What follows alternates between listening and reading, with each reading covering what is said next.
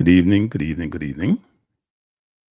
This is the Balanced View channel, and I hope you can partake this evening with me in a very, very, very interesting topic. You know what I'm going to do, actually, people?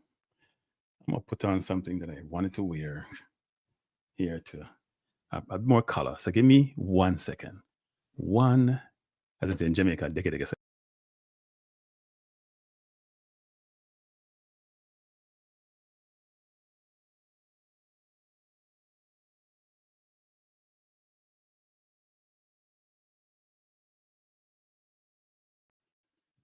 So I am back.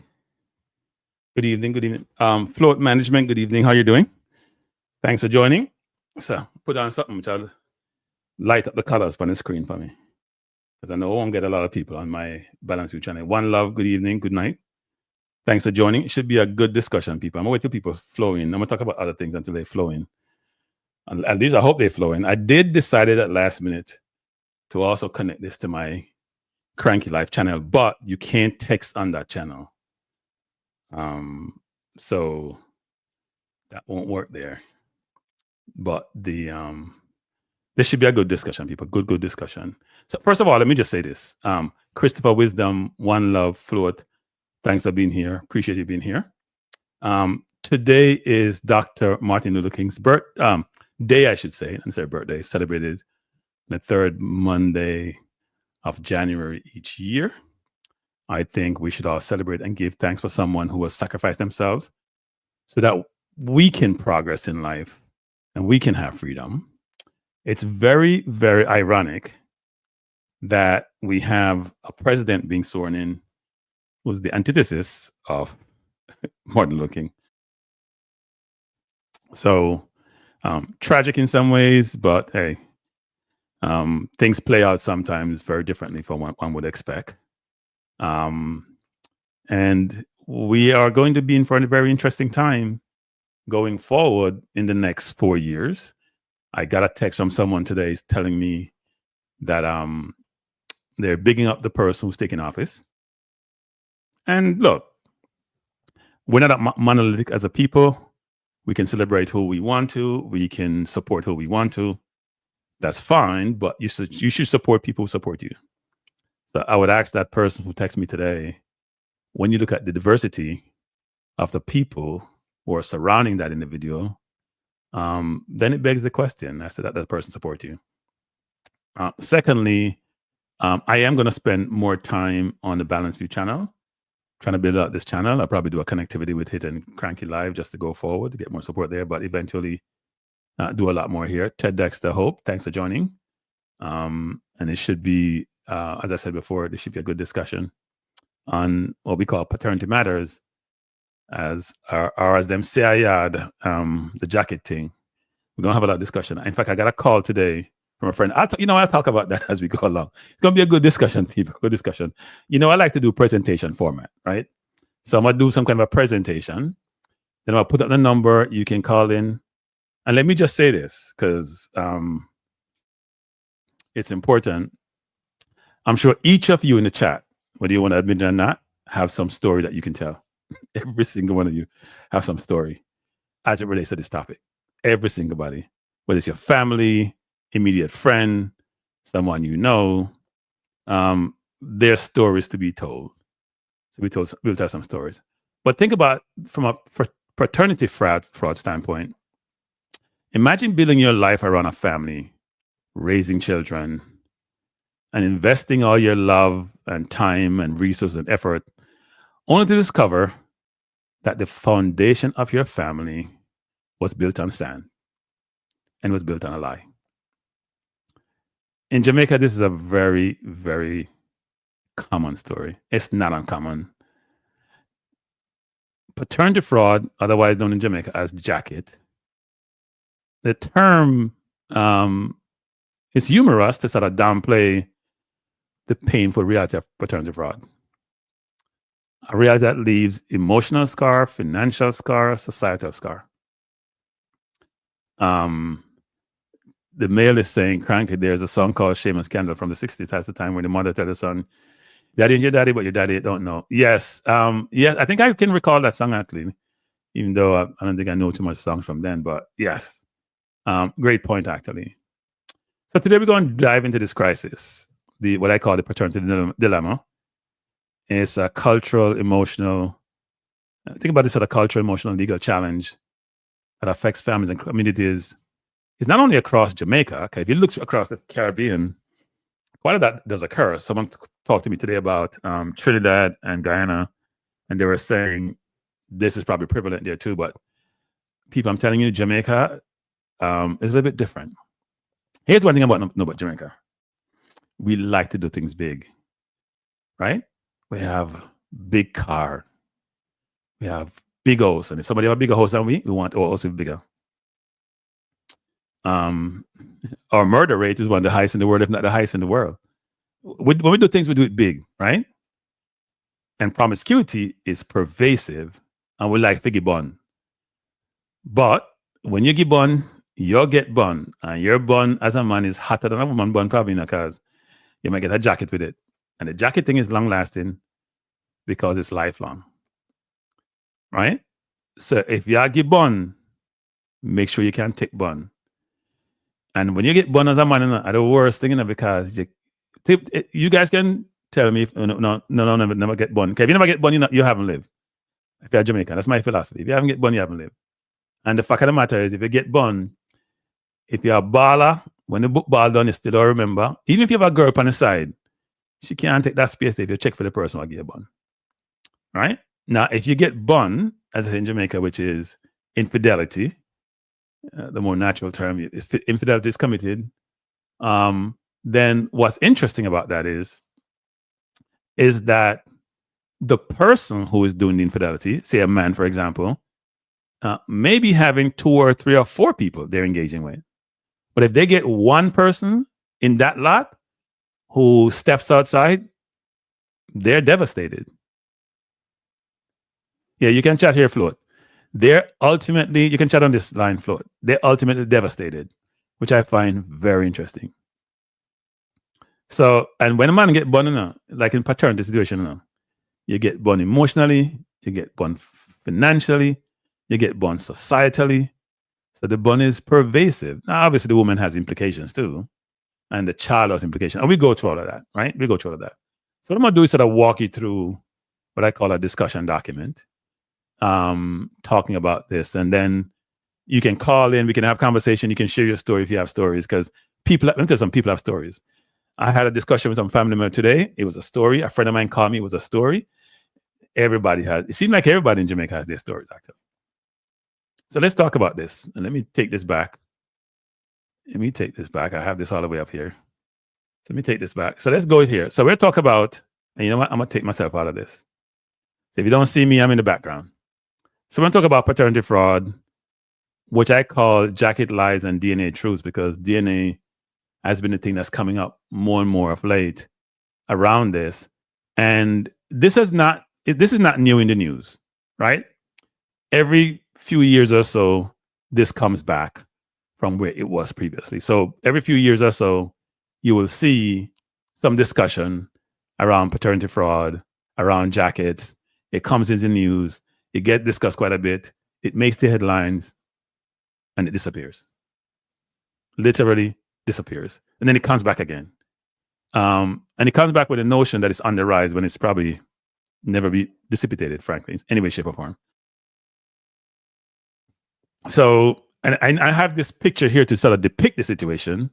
This is a mom who may be getting child support because the father who's to the left is crying because he found out, and the guy in the hoodie can't afford to have a kid, and she's gonna pass it down to the dad, right? So the picture sort of illustrates how the situation sort of works. Doesn't mean the mom always get money out of it, but sometimes there are different reasons, and we'll go through some of those actually because it's really interesting.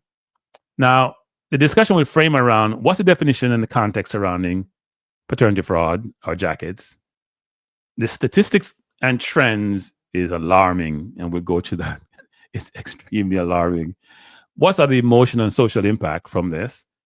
What's the legal framework that's around this and the challenge that one faces? And then, as always, I like to propose solutions for everything that I talk about, because you can't bring up problems and not have solutions.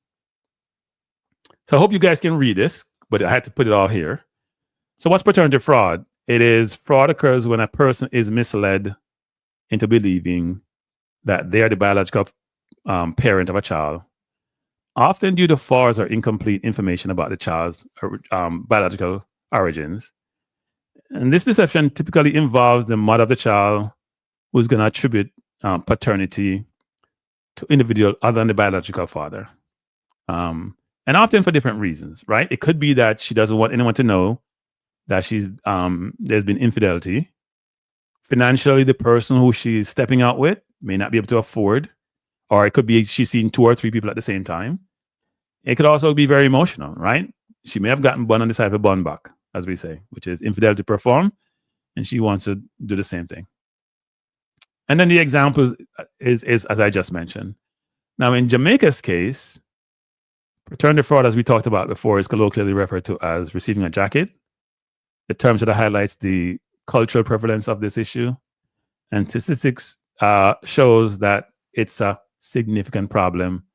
And that on average, this is on average, people, 1 in 3 DNA tests confirm the man tested is not the father. So let me just tell you this. Think about it this way. If you're at the park, you're playing football, and there's 6 players there, and they each have a kid, 2 of those kids are not the child of 2 of those individuals. That's what that suggests to me. So if you see 3 walking and then 3 of them have each individual kid, 1 of the kids them a jacket. That's how the stats. That's how I think about the stats actually, which is not good. In fact, it's horrible. Now, the rise of DNA testing, and think about in the old days, this has been happening for a while. This is not a yesterday thing, happening for a long time, for years. But we didn't have DNA testing then. So you will hear these colloquial things being said about, hey, a family member had a jacket and I look like a jacket. Or you know what? That kid, they look like him uncly. Well, it may be the uncle's kid, frankly. He may look like the uncle, but there's a reason why I look like the uncle. It may be the uncle's kid. There's no doubt about that. In terms of the portrayal of the individual is a striking resemblance to another family member or somebody in the community. And because there was no DNA test, you couldn't prove it, but you had concern. So who in...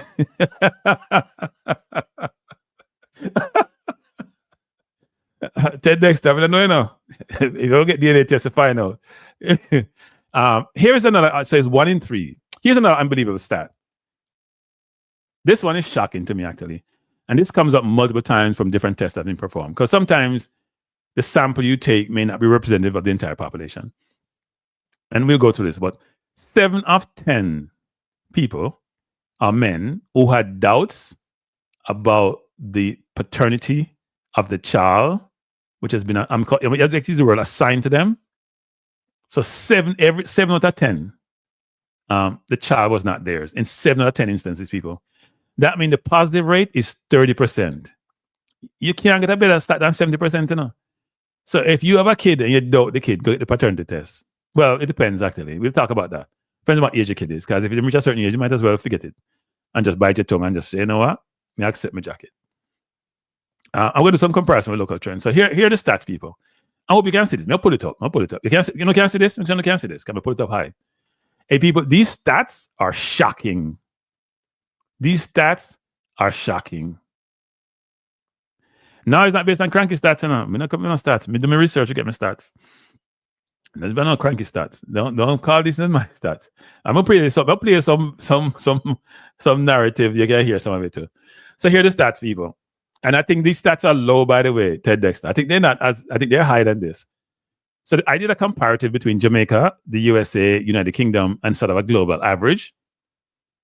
Infidelity rate. It says 50% of Jamaican men have committed infidelity and 30% of women. First of all, me know Jamaican men are more than 50%. Me not think of 50%. Me I admit that. 50% is generous. But 30% of women, if you have a 1 in 3 number in terms of paternity, right? Not every woman gets pregnant in that instance. So you're about 33%. You want to tell me, say, the infidelity rate is lower than that number? I don't think so. I don't think so. Look at the other numbers. United States is pretty decent in height, 25. And United Kingdom about 30. In the United Kingdom, I think people are pretty liberal when it comes to sex, actually. So they'll step out. Global average estimated to be about 25. For men, that's for men. For women, it's 30%. Lower in the US, lower in the United Kingdom, lower globally. First of all, you see these stats in the columns here? Jamaica is winning significantly. We win every random stats. Okay. No, these are not my stats. That's stats I got from my sourcing. Now, average sexual partners, men, Jamaican men, 11 to 12. Is this before they reach 20 or this after 20? Because I'm trying to figure out, they didn't give me, I didn't get a timeline. Okay, I went to my 40, 50, then my 11 to 12. Sorry. United States, it says 7 to 8, UK 9, global average 6 to 8. Now, for women, you know, it says here 6 to 7, right? And less for the rest of the world, except the United Kingdom. I said they're pretty liberal. They have 7. Now, let me say about women. First of all, women always give a number which is less than double figures. That's like a protective thing. Because, you know, there's a concept of body count.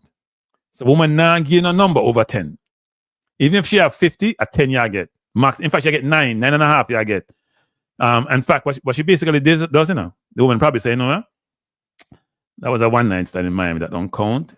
I never like him. That not count. Men under 18, that not count. She eliminates a bunch of them. So in essence, she probably end up with 6 or 7. With the amount of promiscuity we see in Jamaica and with the amount of kids born under wedlock, you can't tell me it's 6 or 7.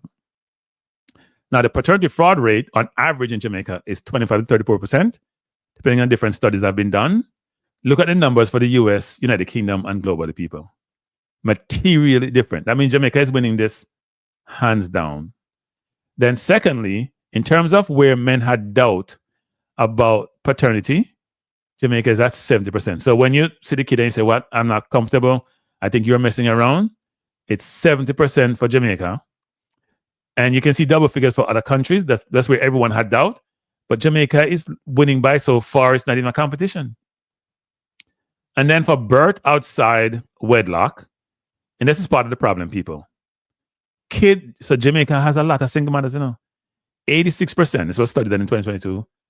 86% of Jamaican women have kids. The kids who are born outside of wedlock. Right? So it's a one-person household most times, even though you may have partners in the household. While it's different for the rest of the world, you can see under 50%, and Jamaica is double most of them. And this is part of the whole problem. So if I'm going to make a decision on a woman, I got to give it to the man who I think can help support me and provide child support. Because the person I may have dealt with who impregnate me may not have the financial resources to support me. And then we also show abortion rate, which Jamaica seem to be high. So that's really, really interesting, people. So you can see these stats are damning, actually. Extremely, extremely damning stats. And suggest that it's a chronic problem which is not being addressed, and may continue for a long time. Now I'm going to play this, actually. This was a discussion held with Dr. Andre McDonald, and then the two ladies on the left are from TVJ in Jamaica. And they were talking about fertility issues, but also about this whole thing of paternity fraud. So we can just listen to it. Post-production meeting after this, guys. Let me know if you guys can hear this. Ooh, Chief Medical Officer, we're sure the guys in the studio have gotten very anxious. Dr. Andre is in the house. He's Chief Medical Officer with Short-Time Emergency Medical Services, Dr. Andre McDonald, and he's revealed findings from his facility which see a rise in men, no pun intended, who are not the father for children they're tested for. Men, no pun. And I'm not sure how they got that in the script. And something that we need to start talking about, infertility. You know, low sperm count in men. So parents, I'll say, for this discussion, don't leave the kids alone to listen to us. No, it's a PG discussion. For sure. So make sure you're on talk. For sure. Morning, how are you? Boy, I'm good. So I know that there was a time when a lot of the paternity test information that came forward came through parents trying to file for their children. So it was an immigration issue that Definitely. revealed a lot of the paternity issues. Yes. Why are paternity tests becoming so prevalent now? Why are people coming to you more and more? Well, that is a question we want to answer. But what is for sure, there is that a lot of men are coming to their doctors, and they're actually seeking counsel now because they cannot. And remember, infertility by definition is something that affects a couple, not just a man. Correct. For By sure. Forget definition, that. Yeah. Yeah. For So sure. by definition, is a couple that has been trying to have a baby And has not been successful. after 1 year of unprotected sexual intercourse, and they have not been successful. So a lot of times when we define infertility, people tend to look at one or the other and point fingers, but it has to be defined in terms of a couple. And the studies will show you that 40% happens in men and 40% in women, and the other 20% are in both, or we really just don't know. We're still searching. So it's an equal, that's interesting. 40 men, equal. 40 women. Yeah. Because culturally, right? Don't we usually put that on the women? Well, that is it. Fingers are usually pointed. But now... We have skirt around the question when I ask you. Yes. Can I ask Bring you him why? back, Harris. Me ask you why are more tests happening? I'll tell you why. Tell me. I'll tell you. And I must hasten to say that the men who are coming, they have a reason to come.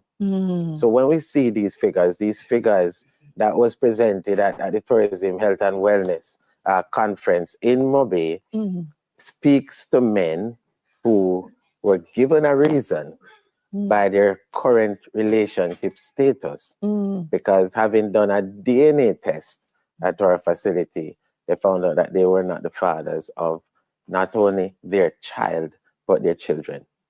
And what we have seen is that they're fathers who have had up to 4 children on paper, on birth certificate, but having had a shadow of doubt cast by just some simple things, like something said in a quarrel in the relationship. They decided to test all children, and they found out that the children were not theirs. The figures we find in our facility, which will not reflect the national average, because I say they are skewed to people who have reason to believe so. Are 7 out of 10.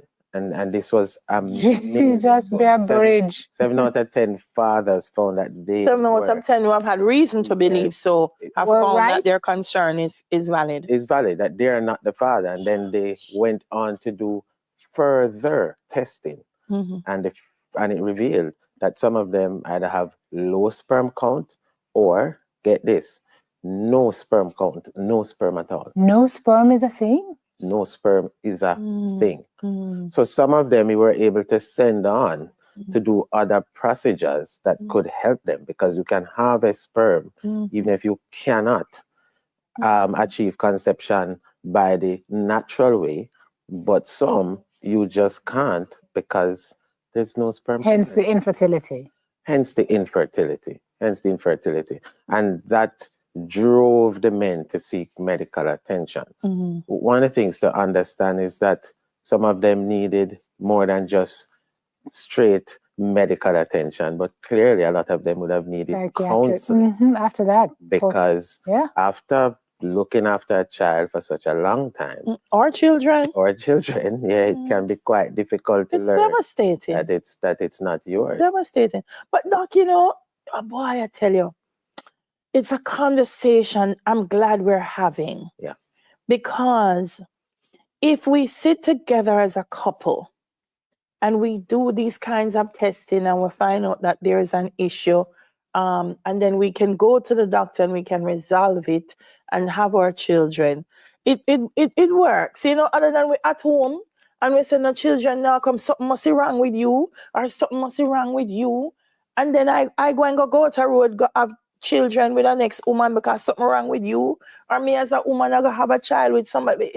It needs a kind of openness between couples. Not true? It does, Delia, but it points to even a bigger problem. Tell me. Because infertility may be one, and many persons will say that it is perhaps that is what is driving the woman to seek alternative ways The of men getting too. pregnant. Mm-hmm. But the men will also tell you when you talk to them that there's a culture of infidelity. That is something that we have to look at. We did a study some years ago in Jamaica where 65% of women admitted to having a partner outside their regular partner while they're having that regular partner. Oh, that sample size good. Tell us about that sample. This one you said was skewed.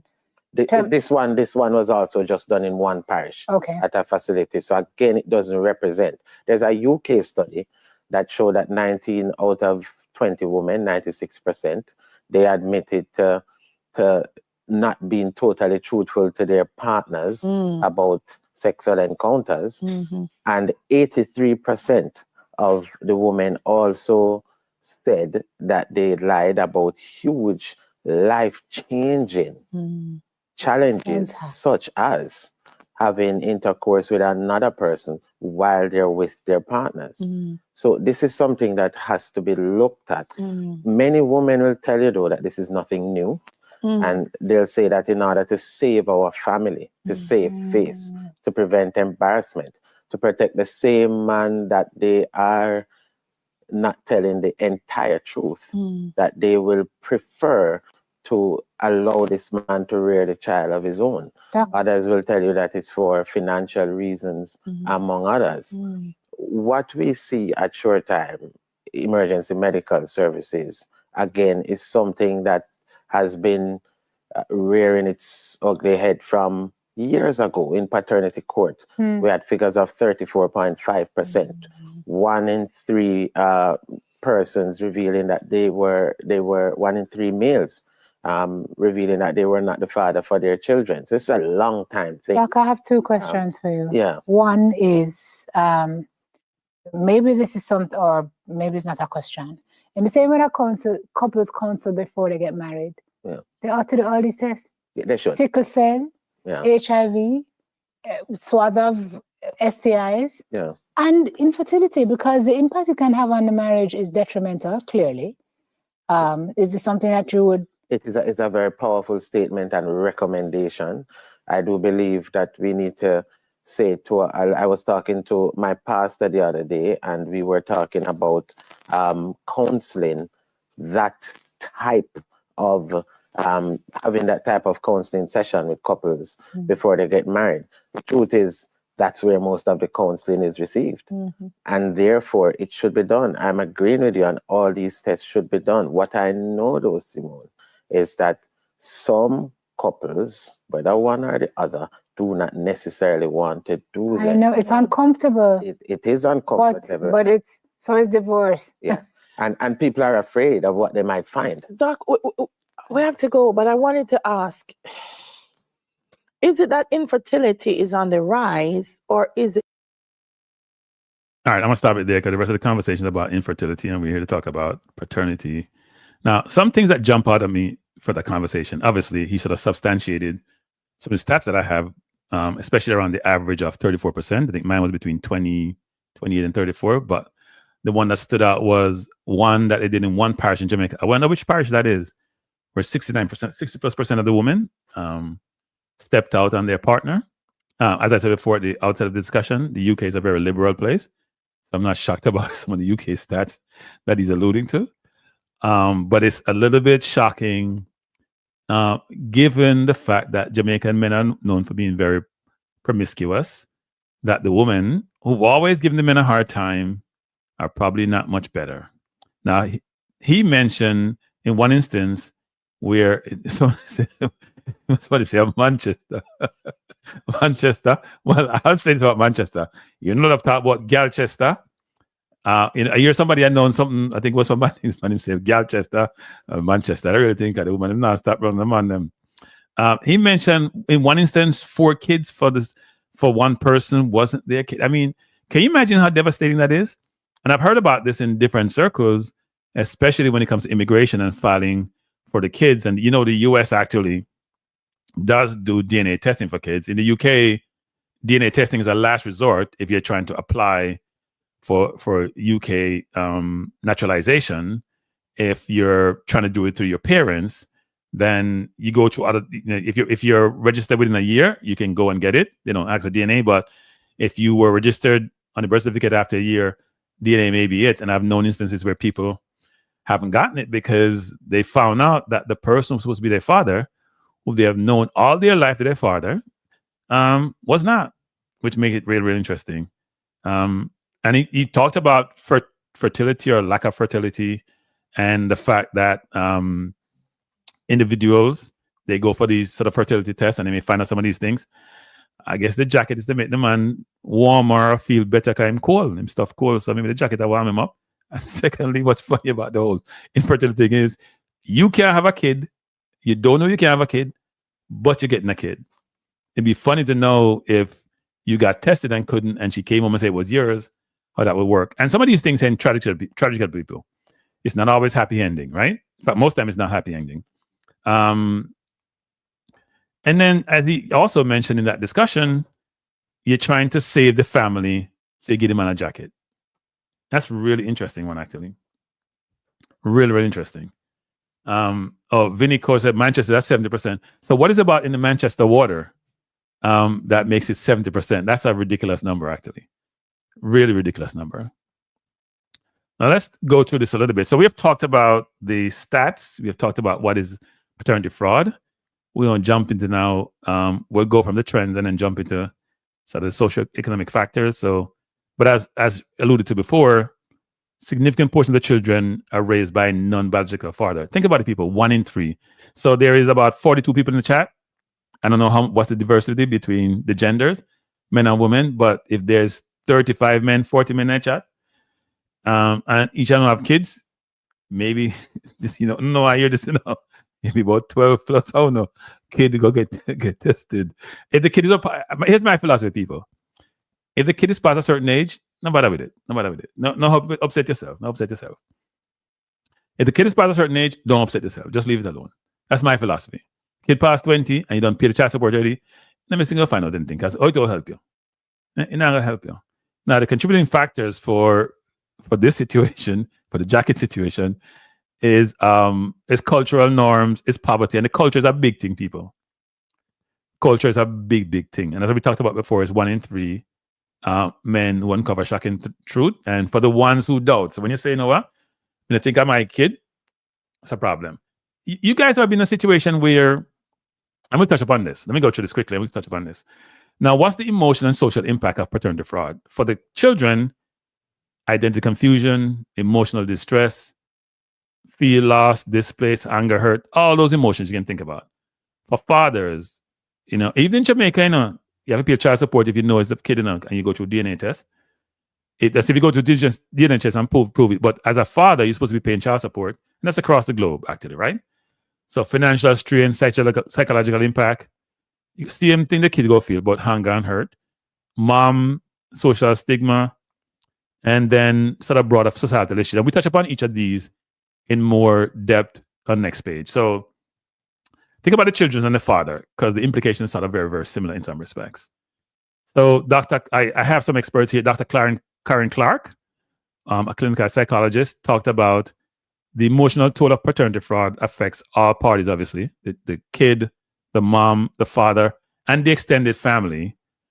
Children always experience identity confusion. Because think about it. You've been told the person is not your father. Where do you go? You have no idea who your father is. No one can tell you who your father is sometimes. And that can be confusing to a child who's very reliant on their parent. While father's going to feel betrayal, anger, and obviously think about all that money that they spend for a kid that may not be their own. And she quoted by saying that children who discover later in life that their presumed father is not their biological parent often feel a profound sense of displacement, which manifests itself in anger, resentment, or fractured sense. And she suggested they get counseling. I read of one story where a girl was going to high school. Dad filed for her, was a straight A student in high school, which in Jamaica can be challenging, and didn't go through, obviously, because they did DNA testing and found out that she wasn't the child of the dad, who then couldn't take her to she couldn't migrate. And she just went out of it, stopped going to school, became promiscuous, totally lost, right? And you know, a situation with dads the same way. So it's a really devastating situation for any kid or for anyone who find themselves in this situation. All three parties, and extended families, not just the dad and the kid, the mom also then got to deal with this situation, which cannot be fun. And then there's probably in some instances, it doesn't work out really well because violence becomes involved. So as Brian Burke is saying, it's extremely, extremely sad. What's the impact on mothers? There's a social stigma. You get them on a jacket. There's economic pressures. And a lot of times, and even though this is across society in general, not just those who are economically challenged, it's a major problem for those who are economically challenged because they probably give it to the father who they think financially can help them. And then there's a cultural expectation around this whole thing. And Dr. Damian King's indicate, part of his insight is economic inequality exacerbates paternity fraud, as women often take decisions based on financial survival rather than ethical considerations. The cost of DNA tests further limits access to truth and justice for low-income family. Right? So you have a suspect that the kid is not yours, but you can't get DNA tests because you can't afford it. So without addressing, and as he further go on to say, without addressing economic disparities, the cycle of paternity fraud will persist. Women need better access to economic resources to make decisions in the best interest of their children and themselves, I would also say. Right?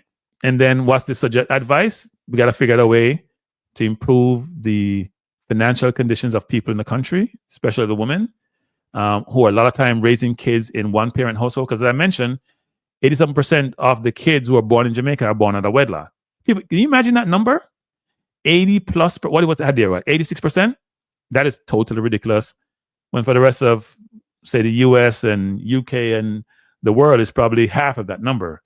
That's a startling number, frankly. And this is probably a Caribbean issue, not just a Jamaica issue. Now, from an impact on society is that there's generational trauma, right? And cultural normalization. Think about it. We joke about jacket because we have normalized it. It's almost like it's a joke. And I'm sure in your family someplace, there's somebody mentioned who they say is a jacket in the family. I'm sure someplace in your family, go look down the tree for a long, think about the family tree or extended or friends. There's somebody who say, well, you know what? This person doesn't look like John. No, let's use Trevor. Because Trevor is more now Jamaican name. This person don't look like Trevor at all. I can't Trevor Pitney. And then there's somebody in the community the person look like. Well, in a lot of instances, based on these stats, that's the situation. That's a fact. Right? And as Dr. Sonja Stanley Nia basically says, the term jacket highlights a societal humor often used to mask deeper issues.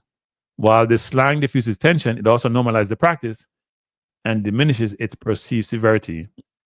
And the quote from her is that in Jamaican culture, humor serves as a coping mechanism, but it can also trivialize issues like paternity fraud, leaving them unaddressed in public discourse. And obviously, we're going to talk about some of the solutions. I won't jump through it here, but that's a problem when you normalize bad behavior. It's a problem when we trivialize a normalized situation where there's significant trauma for all the parties involved. And someone was asking in the chat here about protective sex. It don't look like it's get practiced in Jamaica at all, boy. Especially in this environment. Now, I did some case studies here, sort of walk you through some scenario. You can think about it. As you can see, I have someone in the picture where it says, they're looking at the DNA results, say you're not the father. You ever see those things on TV when they have those, when they go out and test DNA tests and come back in the courts? I had that sort of picture to show. But anyway, let's think about this scenario in terms of the devastation and breakdown of the family. Let's say Mark, a 35-year-old construction worker, is ecstatic. He learned he was going to be a father, right? He dedicated himself to raising his son, and here we call him son Ethan, providing financial and emotional support. When Ethan turned 10, he had a routine health check. We got some blood tests, right? They do some blood tests, and then find out say the blood don't match. I'm sorry, Mark, but your blood don't match your son. What do you mean the blood don't match my son? What are you talking about? I'm my son. Sorry, the blood don't match.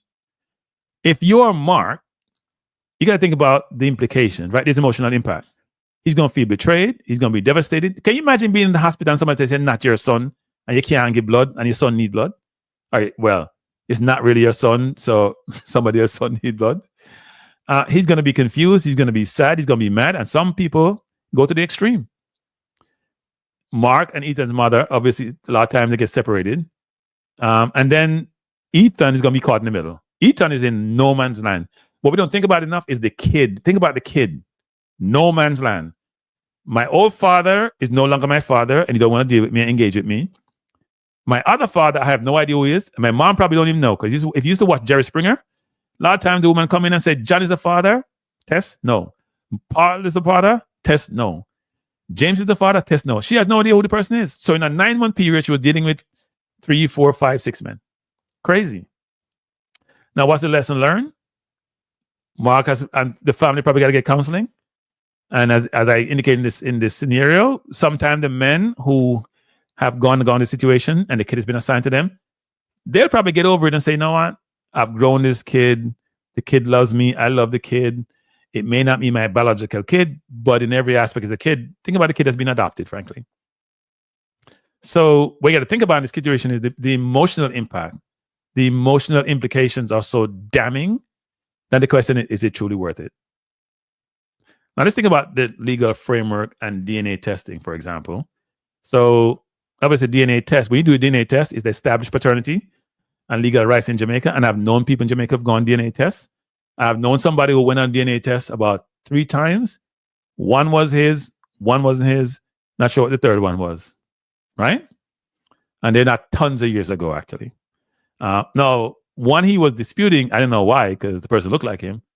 The one that he was ambiguous about was the one that was not his, actually.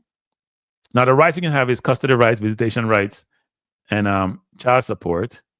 And then, obviously, the challenge that people face is that whether or not you can afford a test.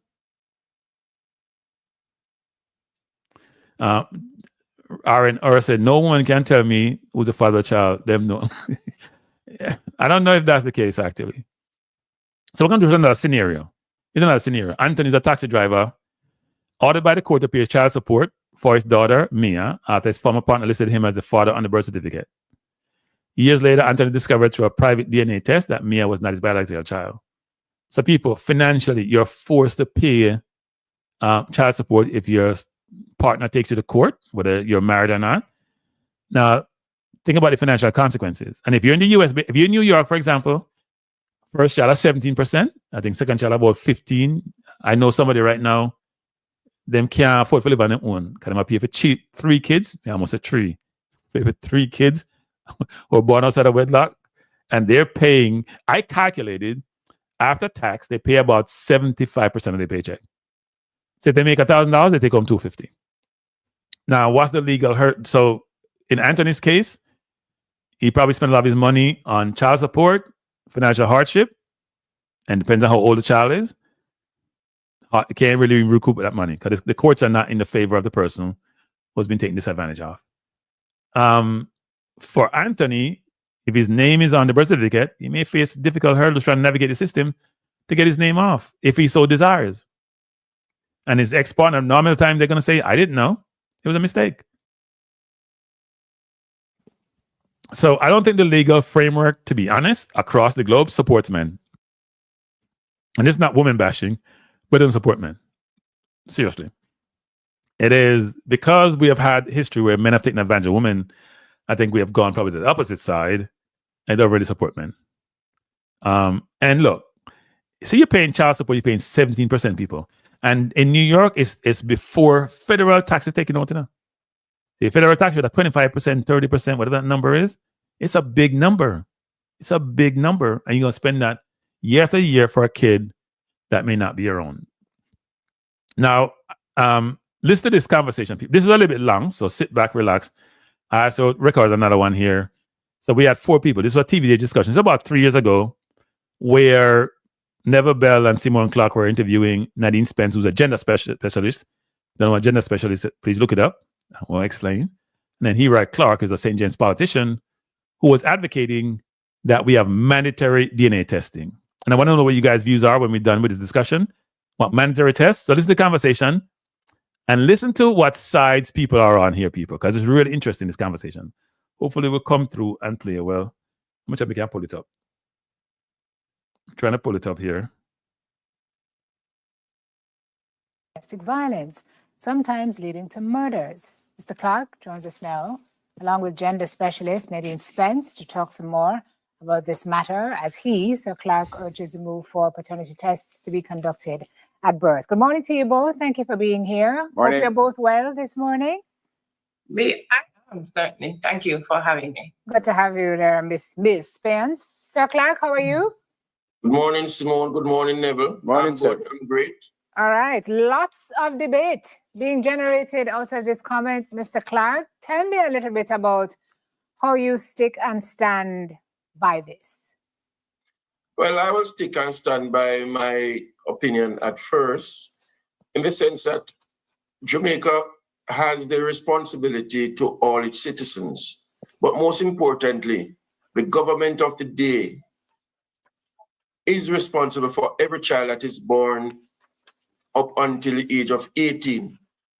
And so we have established different agencies to make sure that children are under great care and comfort. Nadine, how do you feel about that? About that particular statement that was made? No, about doing the test at birth. I think before you get there though, Sir Clark, because Nadine is right? We need to build it out some more, because I'm trying to get from you, Mr. Clark, what you think the link is between the paternal issues and the rate of domestic violence. I notice that persons are concentrating mostly on the domestic violence of the argument that was raised. But my concern is not really about that result of it, but really the child that has that gets the emotional stress or the psychological stress, knowing at an age that the person that he would be referring to as daddy for how many years is not his real father. And also the father himself, who would be taking care of that child, nurturing and everything, to find out that he is not the paternal father. And so I opined that paternity fraud, we need to just get rid of it at the beginning of everything, so it lessens the stress both on the child and the father. Okay. All right. Nadine? Okay, so I guess if I were to address the matter of quote unquote paternity fraud, there are two things I'd like to say. Firstly, in Jamaica, there needs to be an understanding of how this happens and the prevalence. We have no stated study that says this is the reality of it. Some years ago, if you remember, the American embassy came out and said, as it relates to Jamaica, they have found that in instances where people are applying to migrate, there are high instances of paternity fraud. And I think they gave it that name. And I think they were saying like 70% was high, right? Yeah. I don't remember what they said. 70% was the number quoted. I don't remember the percentage. I've been looking to see what they said, but I can't find the references to that particular article that came out in the Gleaner. And that's what it was. It was an article that came out in the Gleaner. The center, the organization that does the testing in Jamaica says that when people turn up for paternity testing, where there is doubt of paternity, there is a 70% chance that the paternity is not confirmed in those cases. But that is where people have doubt, where people already recognize that there is an issue and they turn up for testing. When there is doubt, they are usually right. But we have not yet done a national study, nor have we examined the issue to understand the extent of it, to understand how we deal with it.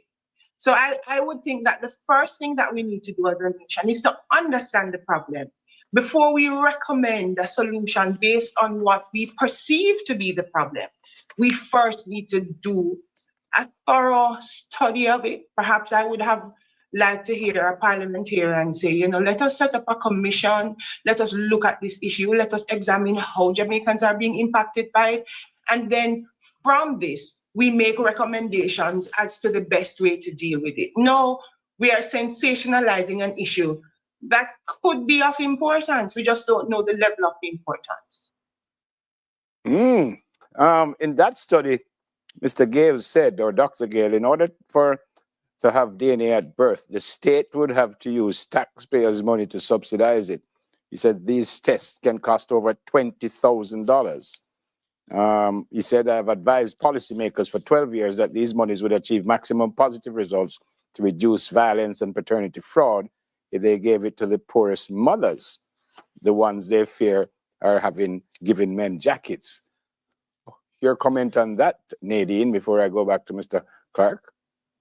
Again, if you listen to that statement, never to be honest, I would have liked to hear a statement that says, you know, this is how widespread this is in Jamaica.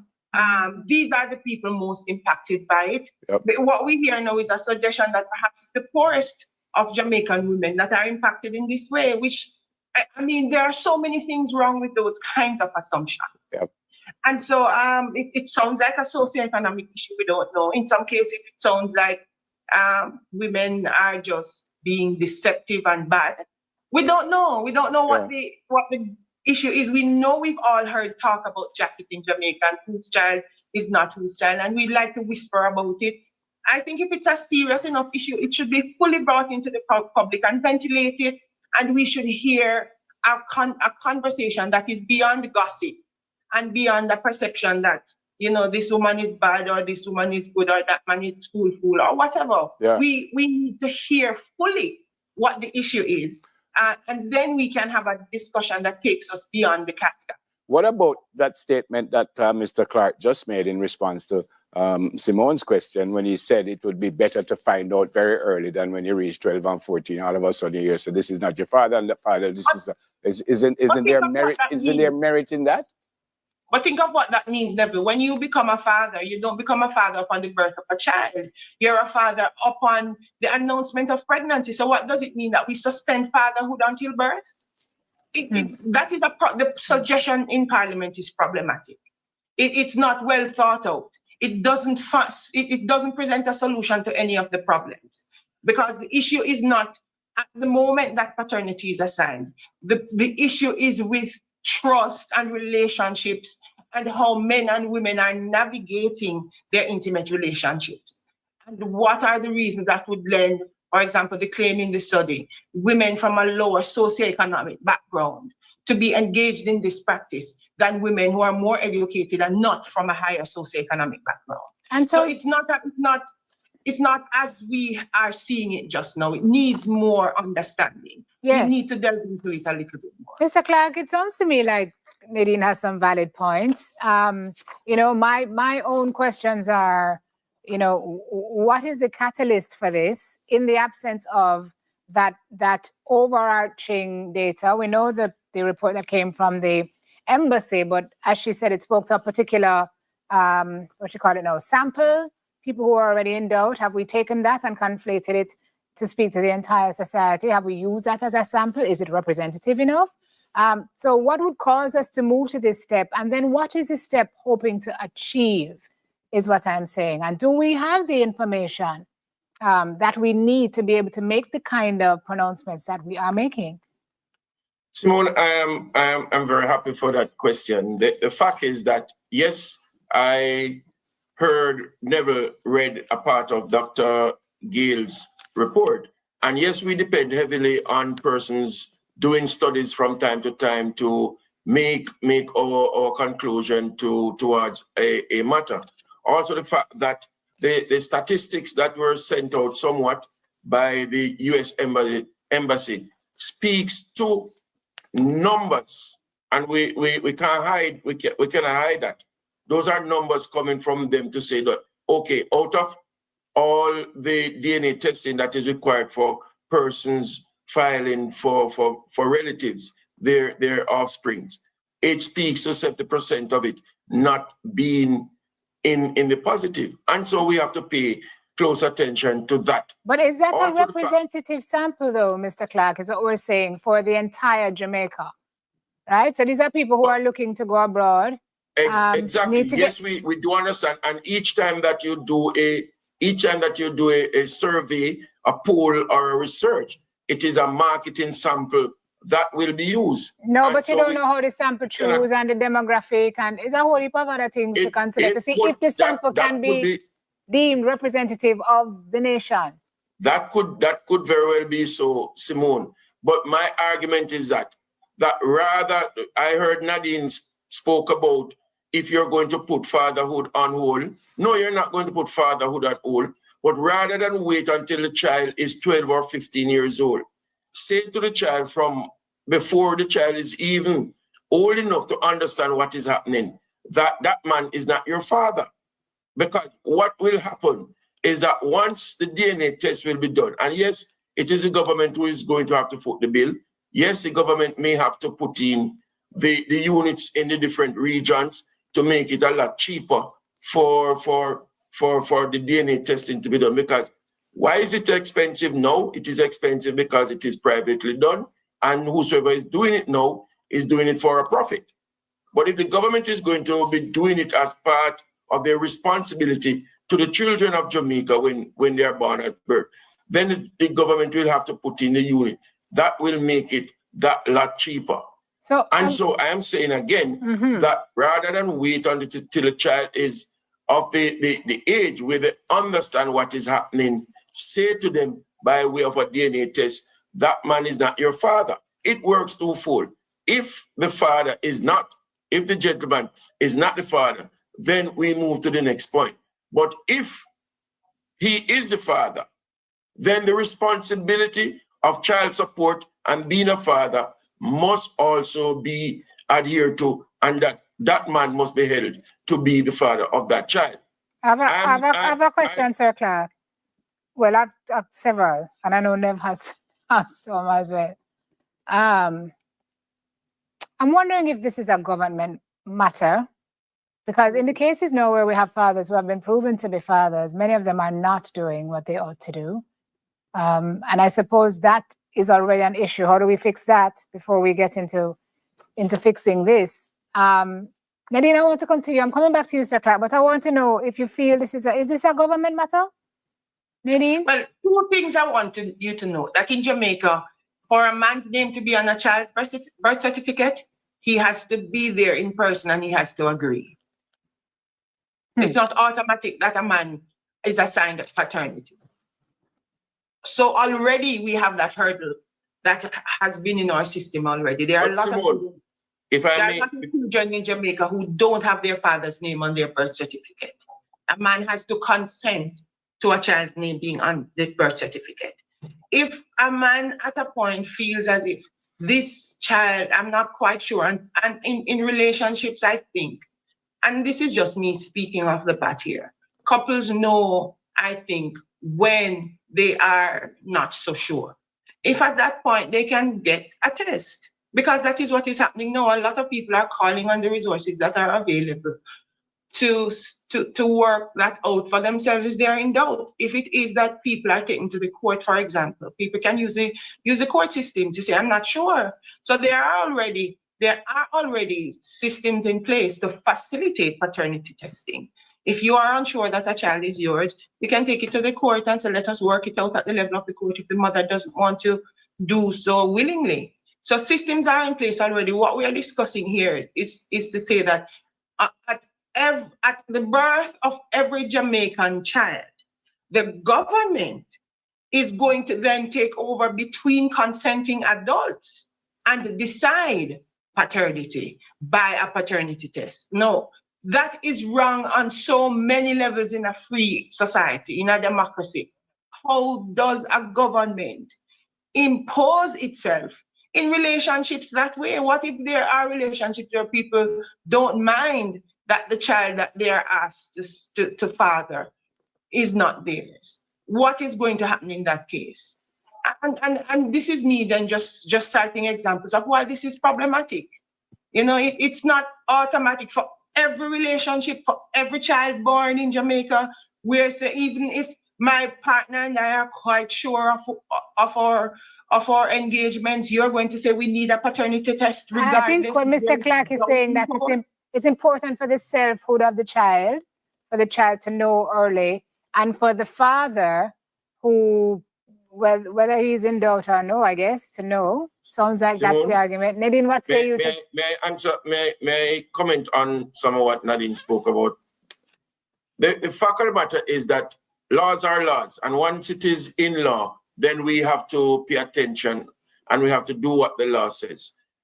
Asking for paternity test to be at the beginning when the child is born. Once it becomes law, then you don't ask a person to be there. It is necessary because now we're asking that the father has to sign a document for his name to be on the birth certificate. So in essence, it's not that you are in doubt whether you're the father or not. We are saying we want to make sure as a government that you are the father. And once you are the father, it comes with other responsibility. When you go to court for child support, somewhere down in the life of the child, the judge is saying to you, go do a DNA test and come back to court so that the court can then proceed. I am saying, rather than wait until then, let us have it at the beginning, right at birth, and so the father will know, I am the father of this child. So whatever that is going to be done, whether it is a medical procedure, whether it is filing for a child, whether it be a court case, that birth certificate, when taken before the authority that requested it is going to say that Tom Jones is the father of Denny Brown. That is where I'm going with the picture. So I'm saying to us, ladies have nothing to fear. Ladies have nothing to fear. What we need to be is to be very and more responsible as adults when we are coexisting, however and wherever. I have to jump in, Member of Parliament, because we have to. So I thought it was long, people. It's about 18 minutes. I thought it was very interesting. I want to touch upon a few points. I came out of that. First of all, U.S. Embassy of people. The test performed in the earlier video by Dr. Andre McDonald was 70%. The U.S. Embassy test is 70%. And in fact, the U.S. Embassy test is worse because this wasn't about doubt, These are people who are trying to migrate people, and it's 70%. That's a startling stat. So that 25 to 34% stat that we hear about, which is on average, so 1 in 3, it may be worse than that, given what we're hearing that came to the U.S. Embassy. And I haven't gotten those stats, but I'm hearing this in a different forums. Secondly, Nadine said we should understand the problem before deriving a solution. So I'm trying to be unbalanced because this is an unbalanced channel. What a bunch of hogwash. Seriously, people. What a bunch of hogwash. What do you mean understand the problem? The problem is not that complicated. It's either somebody intentionally or unintentionally have someone give to someone who's not the biological dad a child who's not theirs. That's not complicated. Now you can go do all your search and studies about the underlying root cause as to what this is, whether it's a family situation, whether it's financial situation. But the DNA test, let me say something, people. Unlike a situation where you're trying to solve murders in Jamaica and the gun situation in Jamaica, and they say guns don't kill people. But if you stop the guns, like you do in England, it's fixed the symptom, but materially. So in England, they have knife crimes. They don't have a lot of gun crimes. In Jamaica, we have gun crimes. Because in England, you don't have access to the gun. You can't shoot the gun. It's a different situation. Similar here. If I do the DNA test at the time the kid is born, then I know who the dad is. And Nadine says the father starts at inception. Well, no, you're supportive at inception. But then you're saying there's a kid there before the birth is occurring. And as Clark said, which is an imperative and important, this is about the child. So if the child know who the dad is at the time that they are born, that's the person they're going to hang on to. That's the person they don't have to worry about all this emotional trauma they're going to experience subsequently. I don't understand what's so complicated about this. I really am struggling with that. I don't understand that, frankly. Now, here's some other things were said. It seemed like Simone was siding with Nadine quite a bit. Nadine wasn't really pushed on, because you're talking about doing studies and studies and studies. And how long murders have been done in Jamaica? Have they done studies and studies and studies? Have we fixed the problem? No, we haven't. We're wasting time. You can put a block in place. If you put DNA tests in place, then you're in a good place. I will not, if you do DNA tests, will it solve the problem? It materially addresses the issue. You can then go fix the root cause, which is a cultural problem. The cultural problem needs to be addressed, but it's going to take generations to address cultural problem because it's embedded. It ain't take no generation to put in a DNA test to fix that issue. So I am struggling with and she wasn't pushed on this. What they did in this discussion was they're pushing Clark to justify his situation of mandatory tests. They're not pushing her to substantiate as to what's the problem with doing DNA tests. She's talking about, well, you're intruding on people's privacy. The government intrudes on our privacy every day. They force us to pay taxes. Isn't that my privacy intruding on? They force me to pay. You pay child support. Well, not me, but they force me to pay child support. Isn't that intruding on the man? They're supposed to woman know him. They're going to force him, right? They force you to do things. That's what government does. It's supposed to be in the interest of the people in the population, not necessarily individually. So I struggle with this concept that, you know what? DNA test is not something we should do. We should go do some study and waste more time and hurt. And kids are the ones getting hurt. She said the issue is trust and relationship and why women engage in this practice. It's about trust and relationship, and promiscuity is pervasive in a lot of different societies, especially in the Caribbean and especially in Jamaica, on both sides. Frankly, in Jamaica, you hear the women always give the men a hard time about promiscuity. And frankly, it's a fact. It does occur, and it's a problem. But you would get the sense from them that it's not on their side. And man, these numbers are showing otherwise. When Clark talked about the kid and protecting the kid, she didn't have a good comeback. And I don't think Nadine did a good job of being unbalanced. Simone, but being unbalanced in this discussion. And I talk about the government the government is not taking over everything. The government is going to provide the ability to get the test to figure out that when the kid is born, why would anybody protest that? I'm curious, people. Why would anybody protest that? So before I go on, before the game says, it is interesting that this is so pervasive in a country known for having the highest number of churches per square mile in the world. Is the church failing the society? That's a really good question, but it also has the most murders. So I don't know how maybe religion is not what it used to be, people. Because people go to church now, I play music and dancing. So I dance, I'll think of music. No. Football guru is going to be a contrarian. Let me hear what he has to say. Jamaica can afford it. People who are doubtful should get tested. It's not factual that Jamaica has a problem with paternity. The government just stayed up people business. Don't give the government here. It is factual, football guru, that Jamaica have an issue with paternity. It is factual. It's not it's factual. Didn't I hear somebody say, I don't know if this is true or not, so I'm not spreading rumor, but I heard somebody told me that Usain Bolt have some issue with this. I don't know if that's true. I heard Mataran, who's a selector, had issues. There's a bunch of celebrities and a bunch of people. Football guru, sometimes you're just on your own planet doing your own thing. What do you mean it's not an issue? Football guru, let me do this, people. I want to do this. Let me do this, people. Football guru, here's the stats, football guru. You don't think these stats we have an issue? The ones in red are Jamaica, football guru, compared to the US, United Kingdom, and global average. You don't think we have an issue? 70% when you have a doubt.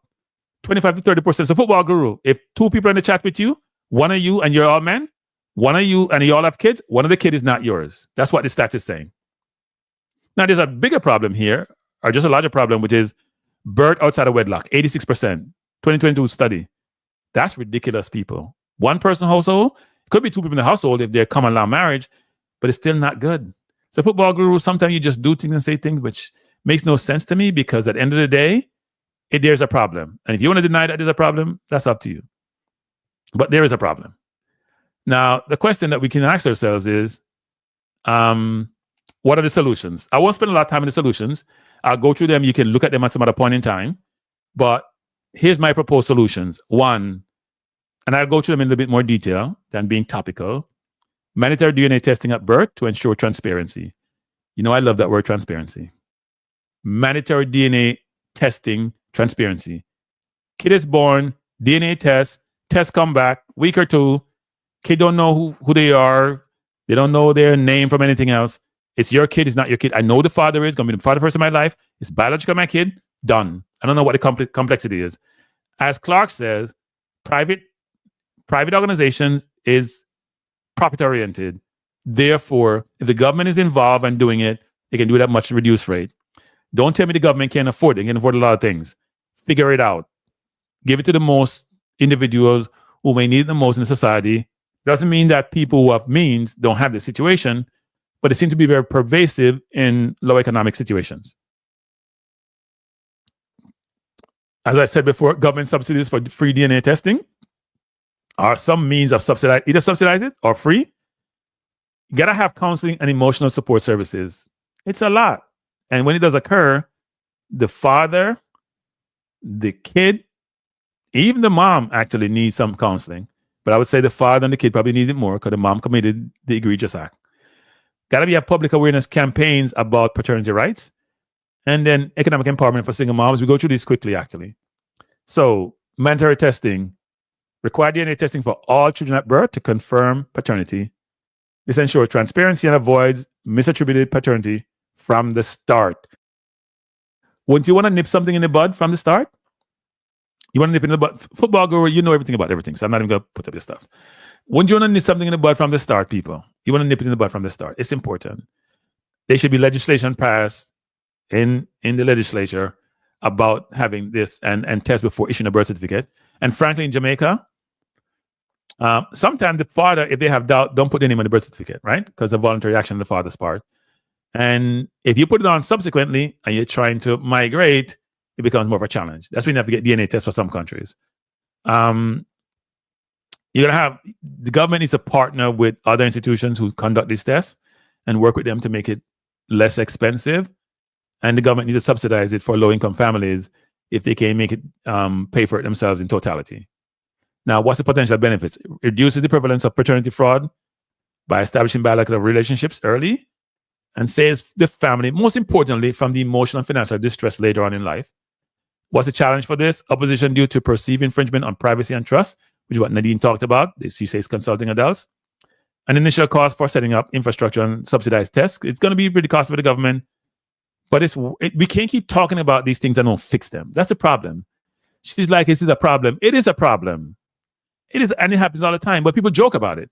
They'll say this person is not this person a jacket. But the person who's experiencing it is going through trauma, whereas the society laughs at it, right? It's not funny.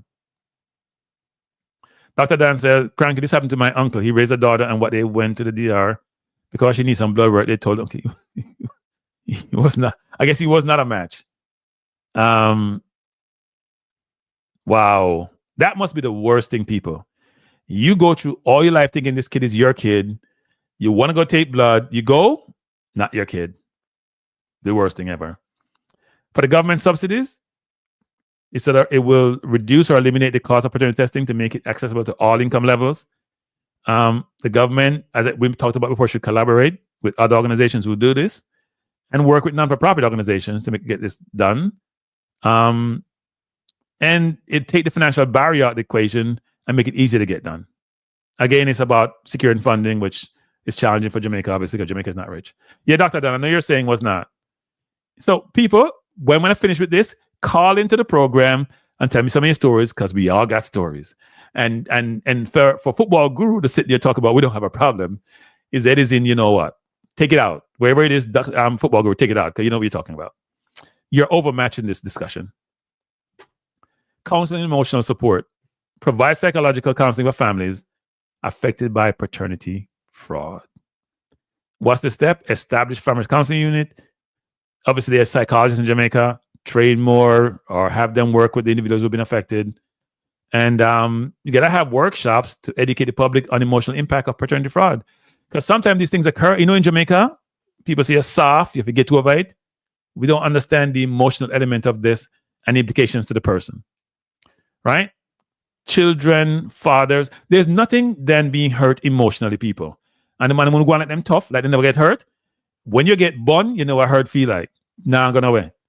So it has to be worse here, where you have a kid, you think it's your kid, you're supporting them financially, emotionally, and then all of a sudden, it's not your kid. You wake up one day, it's not your kid. All your life, 2, 3, 4, you take them on trips, you coach them, you nurture them, you mentor them, and then 15 years of life, you say, oh, he's not my dad. How do you feel that feel for the kid and for the father? And how can we not try to figure out a way to prevent this from happening? Right? Now in Jamaica, there's stigma around counseling because people feel like counseling are XYZ and may not have enough resources to do the counseling.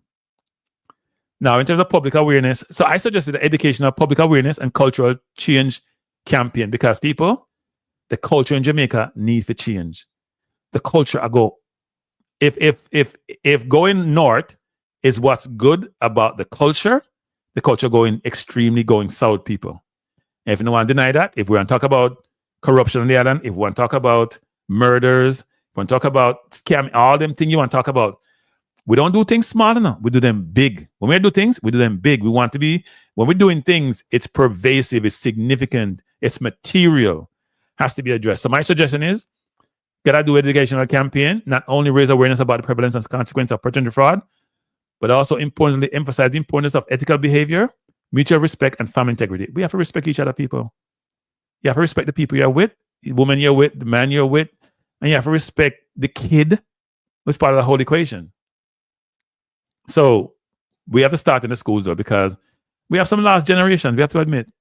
So the schools, I think before the game talked about church before as to why we have these problems between murders and now this in an island which has probably supposedly the most churches per square mile or something. I don't think the church is not doing its job. I think people are just moving in a different direction.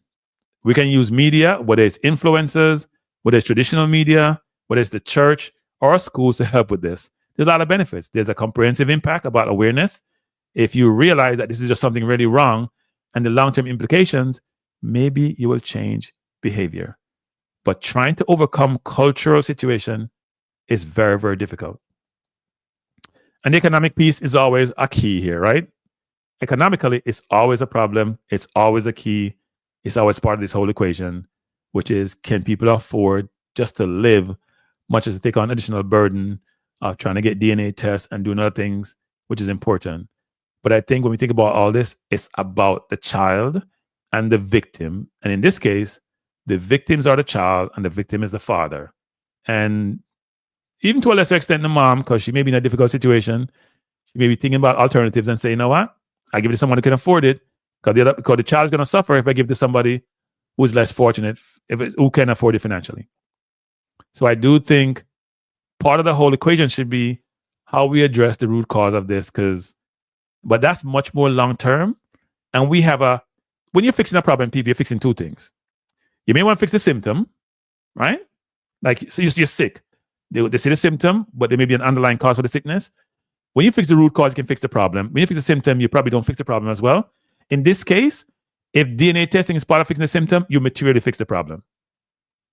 So, paternity issues in Jamaica highlight complex social and economic challenges, and addressing the stigma, improving access to testing, and fostering dialogue and counseling can build stronger families and can help to somehow significantly reduce the stain. So people, that was my little half-hour discussion on this. If you want to call and talk about it, you are more than happy for you to do so. Numbers on the screen, 347-728-8625. So I do think the two discussion I played plus what I did in the presentation, so I'll give you a little flavor as to on this topic. I do think in Jamaica it's a problem. It's been a problem forever. Historically, we didn't have DNA tests. So these things would occur and you would hear the noise in the neighborhood all the time. And please, most people, Football Guru says it's not a problem. It's kind of funny him saying that. I think most people in Jamaica, in some family, have experienced something in this vein. Huh? I think most people, I'm going to do this again. Most people in Jamaica, whether it's their family, immediate family, or extended family, I've seen this. So if there's 50-some people in the chat, and let's say it's 45 men, 50. I don't know, 50 now. I know someone not like this. I'm laughing at a serious matter. 50 down kids might not be your kid. That's a possibility. Given the stats. If you're Jamaican, you deal with a Jamaican woman. That's a strong possibility, people. It's not debatable. I don't care what football guru will tell you. It says if you have doubt, it's 70%.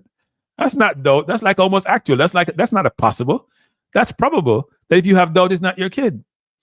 If you've passed the 50% threshold, right? It's no longer unlikely or possible. It's probable that it's not your kid if you doubt it. And I've seen situations where people have doubt, and in most instances when they have doubt, it's proved not that way. So these stats, just based on tangential information I have, seems to be very, very accurate. Whether it's the US trying to test people's DNA to see if the biological father is the person that's trying to file for the child, or the father, that's their biological father, or the test that was done by Dr. Andre McDonald that played in the program, or just my own individual observation about these things, it's clear. Now, I have a philosophy. If you already finished paying child support, don't go do no DNA test. If you have some information, just close your eyes and pretend like nothing not going on. Because there's no benefit to it. You just live with a retired dog for the rest of your life. I don't see any benefit to it, to be frank. Just to be honest, I don't see any benefit. What benefit are you going to get? You find it's not your kid and there's emotional, you paid child support all your life, you're going to lose it. At the end of the day, people adopt kids, right? So just view it as an adoption. You adopt the kid, they're your kid, they love you, you love them, you're good. I'm not putting up any football guru's comment because he's just annoying me tonight. He doesn't know what he's talking about. Float management said, yeah, it happened to one of my cousins. My aunt filed for him and his kids, and when they were getting ready to migrate, they found he's not the father. So many people have a problem, and football guru, who is a contrarian, and he's never aligned with anybody except himself, is saying it's not a problem. I don't understand football guru, your logic about anything in life. Like everything you go against. In life, sometimes align with people who are making sense. Don't align with people. Don't try to be the differentiator in the room, or you're not making any sense. Seriously. I know a float, I've seen it happen more than once, float. Trust me, more than once. Seen it happen more than once. Like I said, the stats don't lie. Now, a lot of times people are not getting DNA tests, so they don't know. But when they get a test, that's when it comes out. It's a significant problem. But the reason why it's not as pervasive as people think it is, it would probably come out more in DNA testing, because DNA testing has been done on the people. We're getting these stats based on migration. To me, the migration is even more overwhelming than what Dr. McDonald did, because what he did was around people who had doubt. Good night. Hello? Hey, Cranky. Blessings. Blessings. Good night. How are you doing? I'm good. Just up to the whole family. I finally caught a stream. I've been at work on night shift for the past couple, so now I got a stream. But interesting topic. I just want to, kind of give my 2 cents on this. I have experienced this personally as a physician, as well as familiar wise. So the first example, I mentioned it in the chat recently. I was, just to be clear, I was not in Jamaica, but I was told by my uncle. I had a cousin who I did met, who he thought that was his daughter. She was about 18. She would always come around the house to my grandma's house. I'll talk to her when she called. And like I mentioned in the chat, she went to go get some blood work done and stuff. Found out that the child wasn't his. He literally, and this uncle of mine, he has kidney disease. So, he was already injured. He was already sick. And apparently it actually made him worse. And he almost was trying to kill the man. It's actually a family friend that was the father of the child. Always a friend. Always a friend. Friend taking care of mom. Too well. Taking care of mom too well, by the way. Way too well. You know how a lot of the places in Jamaica, like a statistic showed, a lot of them are in house, like, you have kids by, men have kids by several different women, which is his case. He had he had a kid by this woman he never been with, whatever. So that woman, obviously, if you're not, I guess they say here in America, if you're not wifing me up, I'm free to do whatever I want. So I don't know if it's the same concept back in the day, but that's what happened. So You know, he was devastated. Obviously, we had to talk him out not to do anything crazy because apparently that guy was an ex-military guy, JDF guy, so he had his gun and he walked around with his gun. So it was like, yo, that's not even worth it. What is So going to do anything about the guy? The guy's not the one who laid out. I mean, the guy just got an opportunity and took advantage of it. Why people always want to go after the person and not the person who you're dealing with? He's not dealing with the guy, he's dealing with the lady who supposedly gave him the paternity, right? Gave him the child, right? Why is he gonna go after the guy? I'm sure she got a couple licks and punches. I'm sure she had some, but you know, as a man in a community where you have some sort of a status, somebody found that out. You know, the embarrassment is what let people do certain things, which I don't agree with that at all. But so yeah, I do that. On a personal experience note, however, I have treated someone who, but in this case, it's kind of like the great fill in the word. Basically where the patient got that done to her, and she was like, I mean, blood work came back. She was like, hey doc, this baby's not my partner, but please do not tell my partner. So essentially, I spoke to the man, he's happy and everything like that, and I'm like, situation like that here in America. Wait. So you knew it was his child. Yes. So she had an affair basically and gave him the child. Yes. Wow. But she used the word the GAPE, but you can fill it in with an R. She used that word. Yeah. But here in America, you're not allowed. You have privacy law, HIPAA law. You know that. Yeah. It doesn't matter what you find out. You cannot tell anything like that. One, you get in trouble. You get sued up the wazoo. So you cannot say anything like that. Yes, you do blood work and everything like that, but it's the the maternal. You do all that stuff because the first you come when you get pregnant, the first week you do blood work. You do all these things. You find out what's going on. Certain kind of inborn diseases and all that stuff. But if anything comes back, I cannot, or the doctor cannot say, hey, this is not yours. You can't do that. That actually will get in trouble. On her brother, that my girlfriend is an OBGYN. So she says she gets this on a regular. So I was like, hey. On a regular? Yes. She's in California, right? And she get she said a lot of the Spanish people. It's Hispanic, right? Hispanic, right? Yes. Lower socioeconomic again. Go ahead. Yes. She said a lot of the Spanish people crossing the border, they end up getting the grape as well. And some of them, they leave from the country and they come over here, and the man who's taking care of them over here doesn't know who it is, and she's like, she cannot tell. So I asked her, I was like, can you tell? She said, no, you cannot tell because you'll get in trouble. You just have to let them figure it out themselves. You know what I mean? So that's kind of how the situation works. But a solution that I suggest, along with what you put, is that I think cranky. So just from a physiological standpoint, when a woman, there's a window period for a woman, right? So there's a rule called 10-10 rule, cranky, where you have 10 days before your period and 10 days after your period, where you definitely cannot, it's more harder for you to get pregnant those 10 days, right? Because the eggs haven't left the fallopian tube yet. It's a whole, So what happened is a lot of women doesn't know that there's a window period where, say for instance, cranky, you're ovulating. So it takes 14 days for ovulation, right? So say for instance, so there's technically a 2-day window period when a woman can get pregnant, because that's ovulation right there, day 14, right? Because if you have a regular 28-day period, some people does not have that, right? So what happened is within that 14-day window, if you and I get into argument and we stop talking and you have that window period, and say for instance you go sleep with Tom, right? Yeah. Even though you get into argument and you don't get you're not ovulating until day 14 or day 12, there's still a possibility there that you can get pregnant. So a lot of women doesn't have that education, doesn't know that.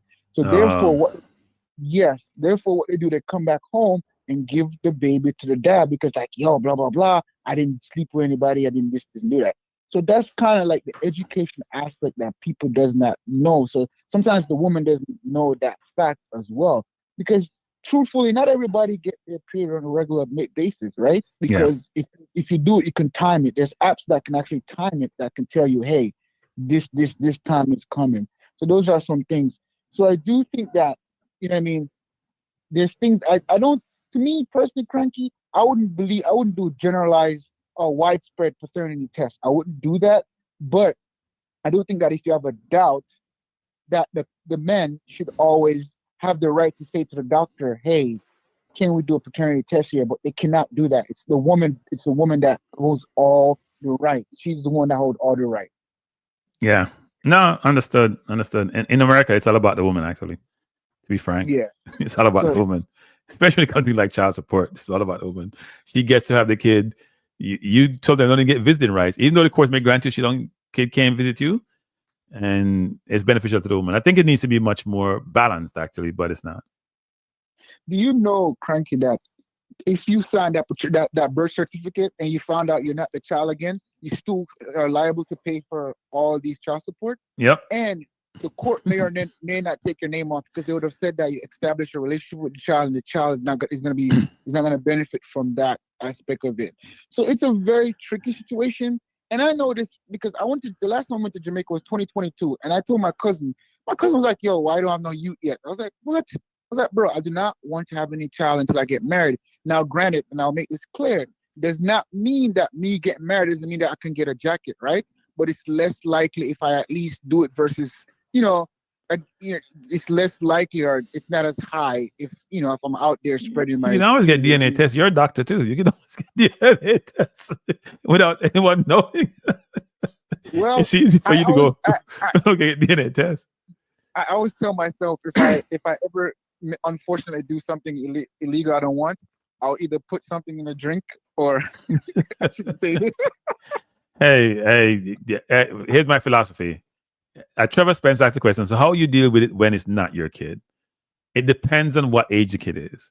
If the kid is past a certain age, if the kid is very, very young and it won't be traumatizing for them, I think you got to find the right father. If it's at a certain age, I think, and the kid loves you and love the kid, I think it's an adopted kid in my view.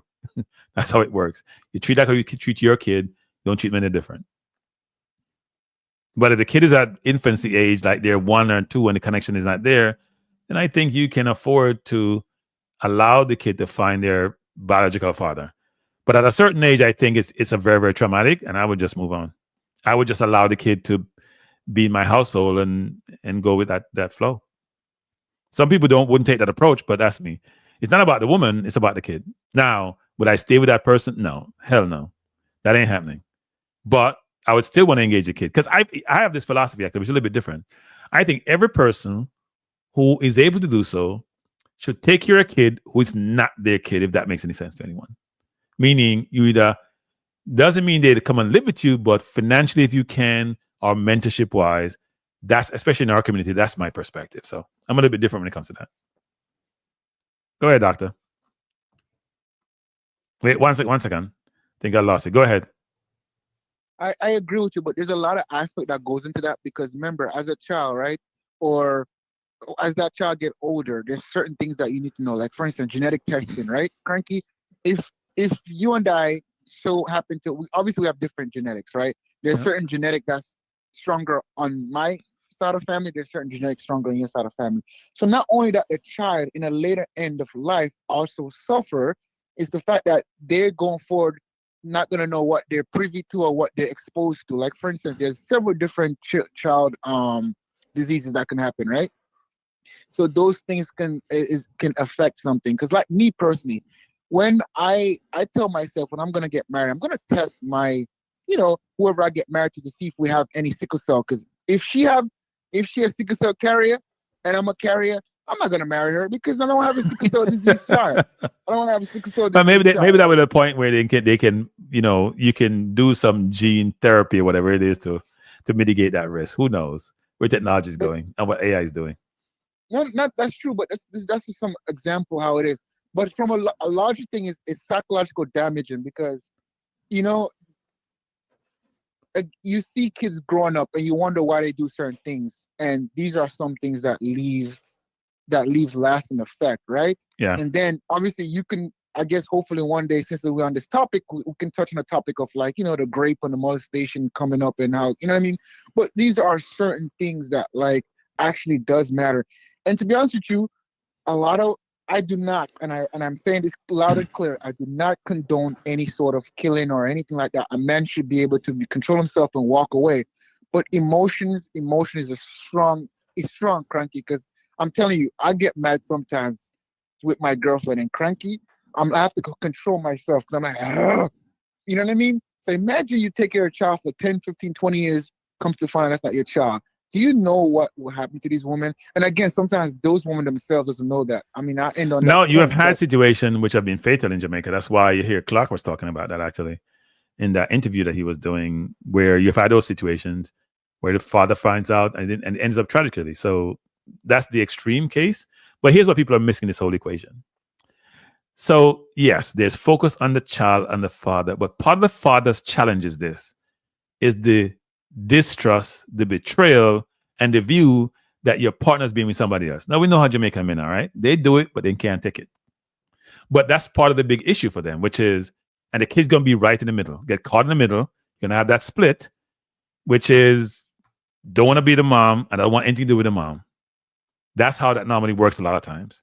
And even though they're connected to the kid, if they have to go engage with mom, give them the betrayal, they don't want to be part of that.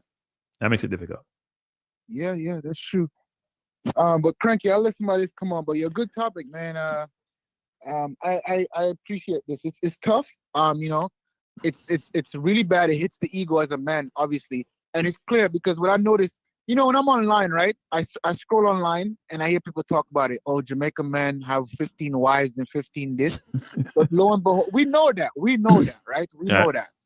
But the women, they do the same thing. And again, the socioeconomic point is very important because imagine a woman cannot afford certain things. You get a rich man come in and say, offer something else. They're gonna, go do the thing with that man and come back. It's just like us, man, right? They say you have the main squeeze and you have your side piece, right? So in essence, the rich man will be like the side piece because he can provide a certain lifestyle, while the main squeeze will be, and that's how babies end up in the equation, and she doesn't know who the father is. And it's crazy. You know what I mean? I get that. Like, the government, I don't think me personally, I don't think the government has a large hand in this, in a sense that unless they make paternity widespread, I think the onus is on the people who's having sex. If you're old enough and responsible enough to do it, you should be able to know what's going on. And that's me. Also, the lady said something about, each people should know if who's a father. That's so ridiculous. I can't believe she's on national TV saying that because, again, not everybody understands their body. Not everybody's regular period. Not everybody knows there's a window period. If you break up with me, look, a lot of girls, Cranky, they break up with me today. They have a next man tomorrow, Thursday. No. They had a man before. It just became obvious. Yeah. Women don't break up unless they have alternative a lot of times. They already have the alternative workout. Exactly. So that means that window period right there where, okay, he come in the picture and start doing his thing. I was there recently. Now she's pregnant. She's going to automatically give it to him because she's going to say she didn't break up with me, or more than likely I'm the father. It's crazy. It's crazy. All right, sir. Thanks for the call. All right, Craig. Yeah, man. Right. People say, I put the stats up again because I think the stats are important. Because I hear some people in the chat, especially football, not some people in the chat, just football gurus seem to be the person on one side and everybody's on another side.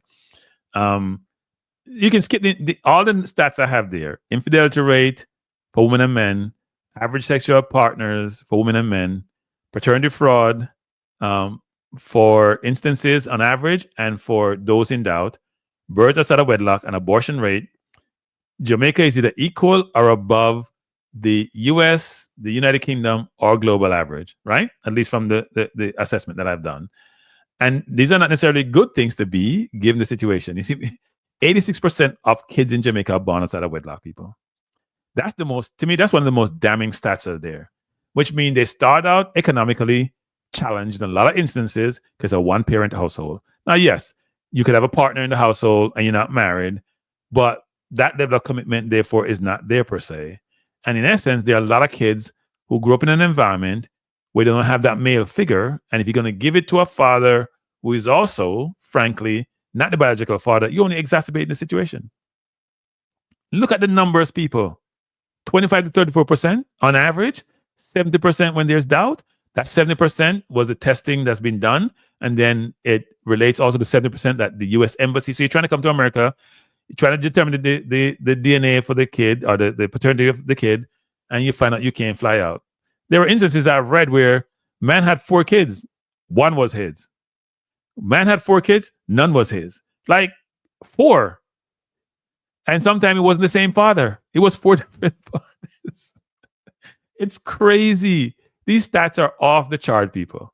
And these stats are damning. And I think someone mentioned before, not sure if it was Triple E or someone mentioned before, that when they equate it to the murder rate, the question is, how many of these kids come from that kind of setup? Well, most of them.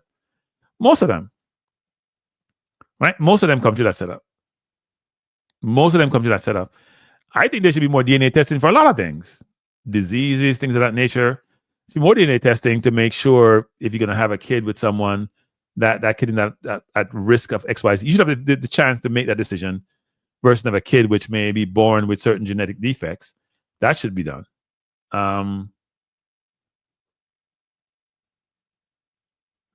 Who's the source coming? Nobody's going to do a test if they weren't doubtful before. No, some people are going to do the test because they want to do the test. Some people do the test. Here's the thing. So I've spoken to 4 or 5 people today. One person I spoke to, we didn't have that discussion about this in that context. The other 3, outlier situation where they know of this happening in their families. Let me just say this again. This is not something happening outside of their family, in their families. One was about a uncle. One was about a brother. The people, 3 out of 4. I will do my own small sample size. And I see in the chat here where a number of people are saying, it happened to my brother, it happened to my uncle. It's pervasive. The only person who has lived on Mars for all these years and don't realize this is happening is Football Guru. So I understand. He's not really well-read when it comes to some of these things. He lives in a vacuum. Nothing happened bad in Jamaica. We use the word bad in Jamaica. And we don't see murders in Jamaica. We don't see paternity challenge in Jamaica. We don't see scamming in Jamaica. We don't see a lot of corruption in Jamaica. None of that happened.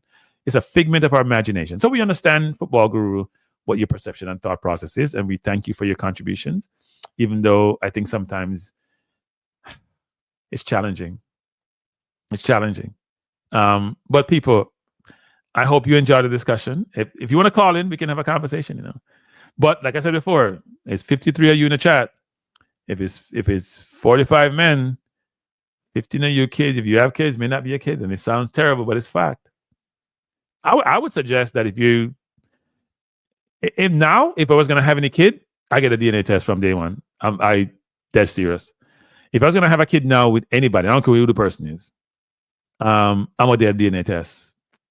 Go in the hospital, I'm going to say, as kid is born, do the DNA test. Not an issue. I just believe that, you know what? You never know.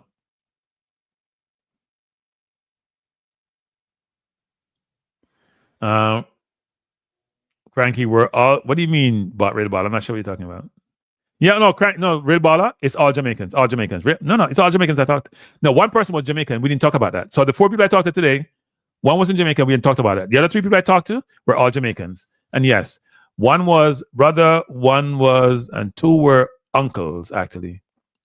And I know of people, more than one, by the way. Not one, more than one. In the family, not outside the family, more than one in the family. So I don't know what you guys are talking about. Or extended family, I should say. I don't know what you guys are talking about. I have one kid, Lee Young. He's over 20, so I'm not even thinking about doing a DNA test. If that's what you ask me, I'm not even thinking about it. It's done. I support him all his life. We're good. He's my son. Whether he's adopted or real, he's my son. So we're not having a conversation. We're not going to have any DNA test done because it's done already. He's over 20. Real baller says 3 to 5%. They're lying, my friend. Okay, if you think that real baller, that's fine. That's fine. It's your perspective. You probably think that Football Guru does. It's not true. But I don't know where you get your stats from either. So if you're going to say something is not true, where's your stats coming from? Because we just saw in the program Dr. McDonald's stats, for the doubt anyway, was 70%, and he talked about the 34%. So, and he's a doctor, and he do this testing. So where are your stats coming from, real baller? I don't understand.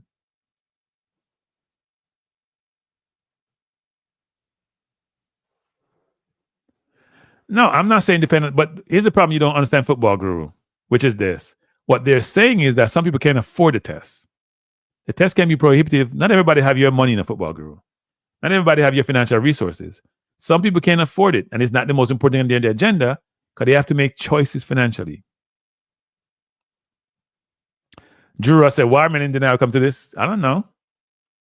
Let me say something, people, especially Jamaican men, because they don't seem to realize this. We don't love give bun, but we can't take bun. And sometimes we not get bun and cheese on top with water too, or soda, they call it. We don't love give bun and can't take bun. And I love the bun and can't take bun. And I get bun and I can't even admit, I get bun. DC says, DNA is required for all my future kids. Yeah, some people do the heritage. It happens all the time. It happens all the time. I mean, I've read of stuff outside Jamaica too, not just Jamaica. People always talk about Nigeria, frankly, quite a bit. Run HR, the whole bakery, the whole store, everything, people. It's amazing how that works. Jamaican men like to beat them chest now. And say them a gallus now. Oh, a gallus. And then I know say the woman a manis. Baby, you want kill man. Them a gallus do man. And man, I don't even know no boy that manis never deal with. They produce kids from the relationship. So I don't understand that logic, people. The promise kid, because I don't know how Jamaican men can actually feel. They can bond women and can't get bond. The problem I have with some of this, is the unprotected sex as part of this whole equation. I don't think anybody's focused on that either. Which is they have unprotected sex with people other than their partner. And more than one person too sometimes. Sometimes they don't know who the kids is, who the kids are. It's amazing, actually, that these things are occurring the way they're occurring, where the kid is born because you have unprotected sex. And you're doing it with people sometimes you don't even know. It's crazy. It's crazy. But it's happening a lot. And people don't think about that element. All they focus on is the kid and born and thinking about a partner's going out. I don't know who they're with. And here's another thing too. So for those of you who are saying these stats are not true, let me just say this to you because you're missing the whole equation. The man is with a woman, right? So unless you're saying the sexes aren't even in terms of the numbers, if the man is more than one woman, and if the sexes are even in terms of numbers, then the man is in with your woman or somebody else's woman. That's the way I view it, actually. Now, I know you're going to say a lot of men in jail and a lot of people, some people are prefer the same sex, but think about it. Just think about it holistically. Think about it logically. If the man is with a woman, say the man is with 2, 3, 4 women, one of the women is somebody else's woman. And let's just say all these women are single. And then the numbers are skewed. There's much more women than men, so women have to share it, because some people say sometimes. But the fact of the matter is, which is really interesting, is that this is a pervasive problem, and it's not getting addressed. It's not getting addressed. Yeah, I agree. Or the fact that the child needs to know the father. I think it's the right thing to do, and that needs to be a focus. I don't know, Dr. Dan. I thought about looking that up. I don't know what it is, but I remember there was a huge case the other day where a lady, you guys can remember this, she killed an 8-year-old girl by slitting her throat, actually, which is tragic because the guy gave her AIDS, actually. That was pretty prominent in the news, if I'm remembering correctly. So you do have tragic situations from these situations, right, that occurred. And that's when you have unprotected sex too. Drew Ross said, I heard the other day when the man found out that the pastor in the church was his children's father. Not, well, you know what pastors are, because we have more churches per square mile, so pastors have to be involved, and pastors like to frolic with their frock. Is there an opportunity for the man to take legal action in Jamaica? This can be considered. Yeah, they talk about that, but it's really tangential. In most jurisdictions, like in the UK, there are cases where men have gotten compensation for this, but it's never over £30,000. And in Jamaica, I haven't heard of too many cases where this has occurred. In the US and Jamaica, most of the jurisdictions have some kind of leeway for this, but it's not. It doesn't really work. It can be very difficult to say somebody did this deliberately. They could say it's a mistake, right? Hard to prove. I've read of 2 cases in the UK when I was doing my research where this occurred, and the person got less than 20,000. One is 20,000 something pounds, and one is less than 20,000 pounds. It's not a lot of money. So I don't know if you have to pay the lawyer fee too. By the time you don't pay lawyer fee, man, it's not be worth it. You probably just need to get out of the situation. That's all. It's fraud, but it's different. And in Jamaica, they don't. I notice in case Jamaica is not like the U.S. No. When people sue people in the U.S., you can make a boatload of money. It's not the same in other countries, frankly. And Jamaica is one of those countries. People think it's a boatload of money. It's not the case. But paternity fraud is different because the woman can always make the case like, I didn't know. I was just messing more than one person. How are you going to prove otherwise? They didn't know. It wasn't deliberate. It was by chance. Oh, I don't know how that works actually in that case. But I did research that element from a legal standpoint. It was because Eddie was here with me. He and I were walking through this, and he was asking the same question. Didn't see anything there that was interesting. Real Baller says, most Jamaicans I know have kids that look exactly like them.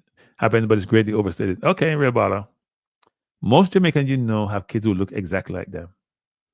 Is that true, people? Really? Most Jamaicans you know have kids who look exactly like them. I don't know about that. There's some who kids look like them. Some kids look like the uncle too. And the brother. And the pastor. And the friend.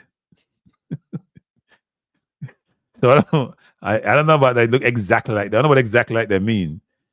Yeah, but these things they do happen. They're tragic. There are a lot of people get hurt in the whole equation. The woman, when she's found out, obviously she's gonna be hurt. The extended family and the father's gonna look like you know what to the family. The father is gonna be distraught, betrayal, anger, all those emotions, and the kids. Forget about the kids. They're probably the most impacted, frankly.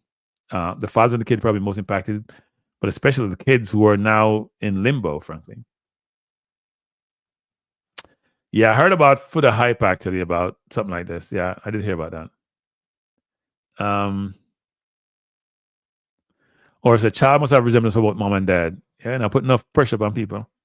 You ever heard these stories where somebody says, when they look on their father, but him look like Uncle Joe or something? You ever heard those stories before? Those stories come up a lot, you know. Nowadays, people are not going to take those things lightly anymore. He don't look like A, but him look like B. Or she don't look like A, but she look like B. That used to be normal a lot of times you hear that. And people say, well, it's part of the family. Almost as if, you know what? Because it's part of the family, then it has to be that resemblance. Maybe the father is okay.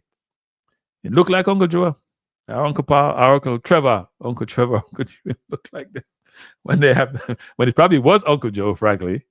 You just don't know it was Uncle Joe. So these things do happen. They're not people just making up these cases because they have nothing else to do. And it's tragic. But my hope is that, you know, we have these situations that occur. They make the nightly news. They're hot topics. And they go away, we go back to normal. Almost as if nothing happened. So if we can't fix murders in Jamaica or address murders meaningfully, except try to use police to fix the problem, this ain't going to be fixed, people. Right? Jamaican man now stop get bun, and the woman now stop getting bun undercover. Because I can tell you that if the man rate is 50%, the woman rate ain't no 30%. In fact, I know Jamaican man rate, probably about 70%, probably the same as the doorful in terms of infidelity, and the woman probably greater than 30%.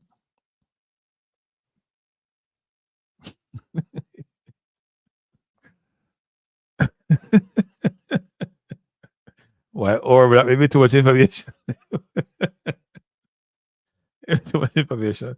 But these things occur, people. They're not, you know, young people do, especially when they're young, do strange things. You need some female views? Yeah, we can have female views, but I can tell you, they asked this question about paternity tests in Jamaica, right? They did some study. Most of the females weren't supportive. 87% of men were supportive. They're in two different camps. And the question is, and you can hear from the interview that was done with Simone and Nadine and Clark and Neville, which is the women seemed to be aligned, even though Simone was pretending to be objective. She wasn't. They seemed to be aligned. They seem to be aligned, seriously.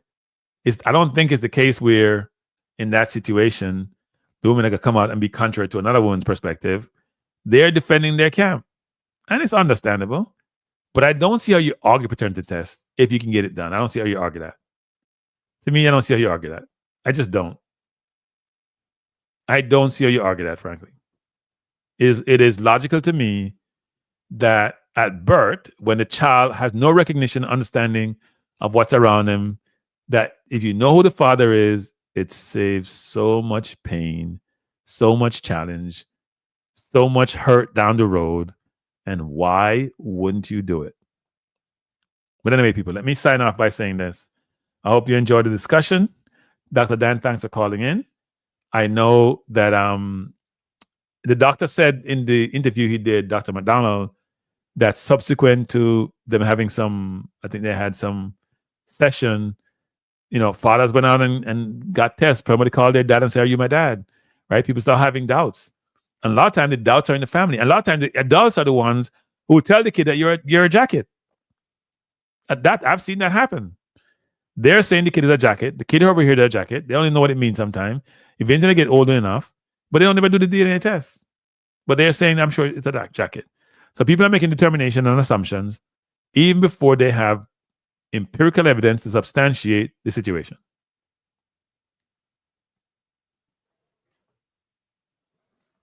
Oh, yeah, Ria Bala. I try to be a little bit innovative, I think, actually.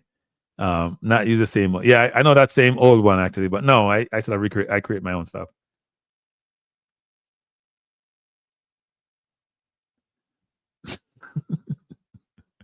You're taking this to football guru as you normally do. You're on a different plan. You're taking this to someplace else. No one is talking about that element. We're talking about the dad is the one. So the dad and the kid are going to get hurt. Yes, the kid may prefer the person who's financially better off. Just like adopted kids do sometimes when they put in households where they have much more resources at their disposal than if they were their biological parents. That's not the point. The man and woman want to make sure the kid that's been assigned to them, that's been told is theirs, that they're on the birth certificate, that's their kid. Give them the ability and the authority and the autonomy to make that decision. Don't make it for them. Right? It's not in your place to make that decision for them. Allow them to make the decision based on facts, circumstances, and what they know. Don't take that decision out of their hands. That is not fair to the person. Right? And people are very parochial when it comes to heritage and biological kids and all that. They are. That's why you take care of your own kids. You ain't taking care of other people's kids. Some people do, but most people take care of their own kids, right? You don't go out there saying, give me John and give me Paul. Let me take them into my home. You take care of the ones that you're responsible for. That's your biological kids. And if you adopt them, that's of your volition to do so. No one should having you take care of somebody else's kid unless you choose to do so. Jura says, my question is, how do you handle a situation like this when you find out the children aren't yours? I've said this before, Jura. So in my view, I think it depends on the age of the kid, right? If the kid is grown, then it's a moot point. Each individual has to make their own decisions. I think at a certain point, you just say it's your kid and move on. If the kid is grown, then I would just say, you know what? It's my kid. You may think about him being adopted, but it's still my kid. I'm good. If the kid is like 1 or 2 years old, I think it's a different decision. And the kid is 10, 15, 20, 25. That's my philosophy. But it's each person to make a decision for themselves. Each person has to make that decision because it's a difficult decision. And each person have their own tolerance. Each person know their own circumstance. Each person going to react differently. They have to make that decision. I know what I would do, but it's a difficult decision to make. I don't think if the person is at a certain age, and you're connected to the person, that I would say, you know what, go away. I probably wouldn't deal with the mom anymore. But I would tell the kid to just, you know what, I don't want to deal with you. I don't think that's right either for the kid.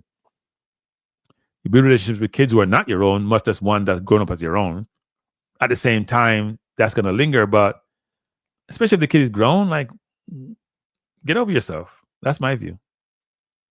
Get over yourself. It happened.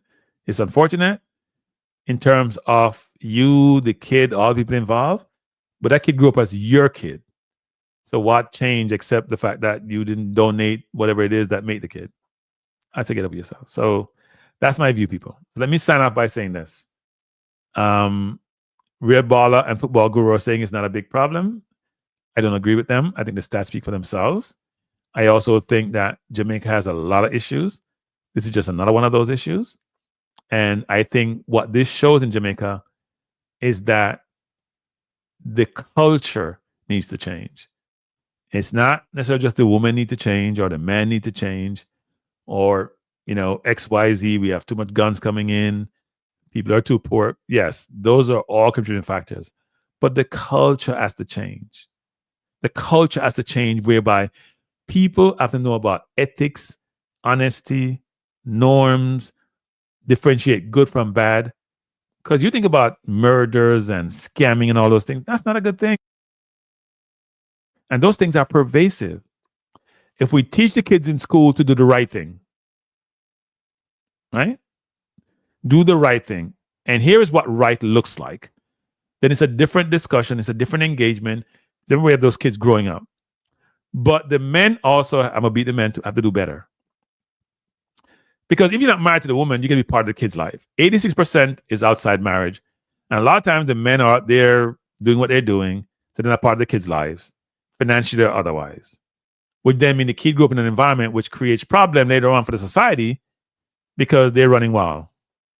There has to be, the culture has to change where the accountability is there and where people are working as a collective to achieve a good, or individuals are working as a good person. And if each person doing the right thing, the collective is going to be better. All right? The collective is going to be better. So at the end of the day, what we're seeing here is just a symptom of a larger problem in Jamaica.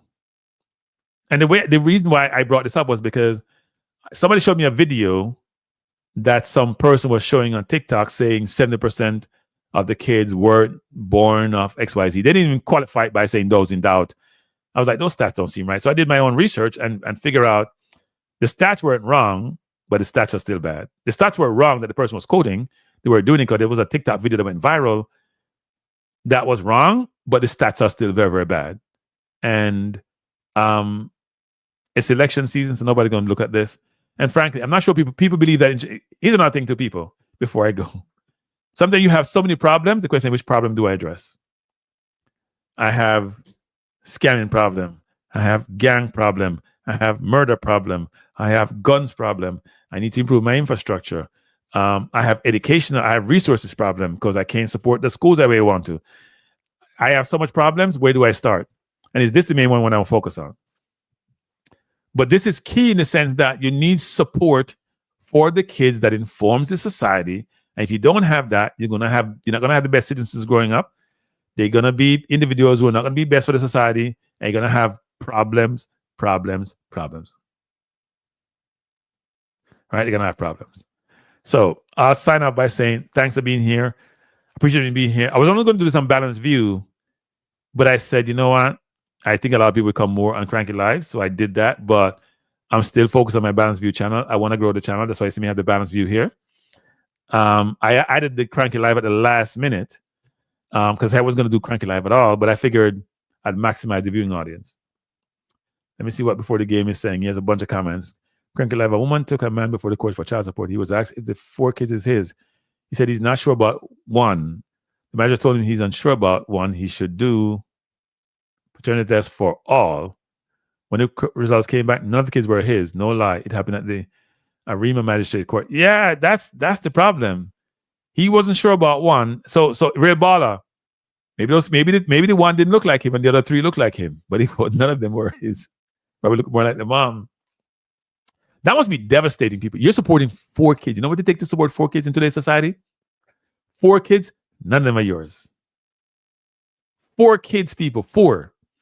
Peter, Trevor, Paul, and Simone.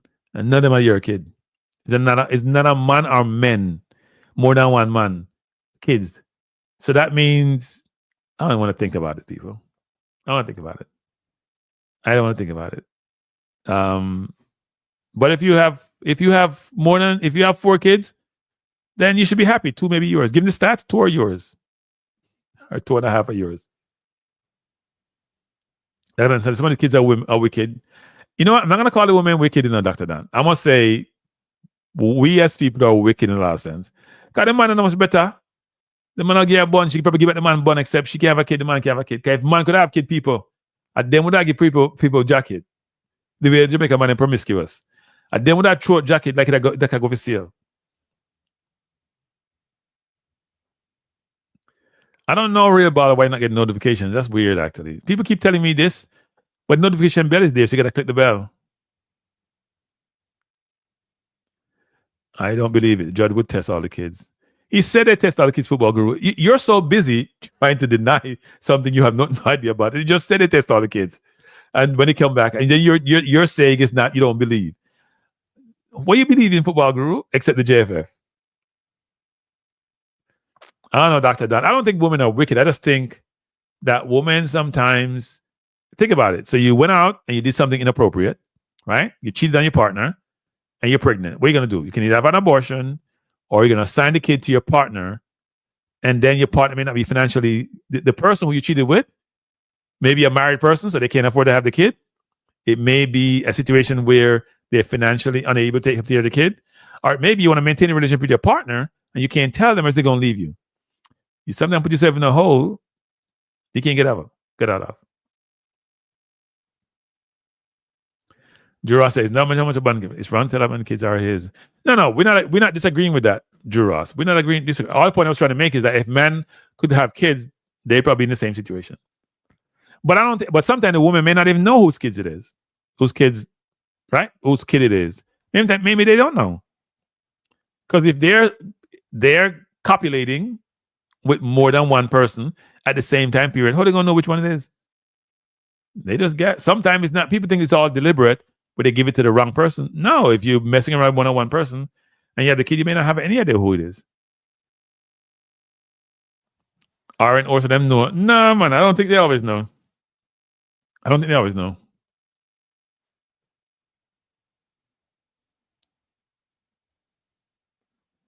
Yeah, I do think paternity test should be mandatory. And in Jamaica,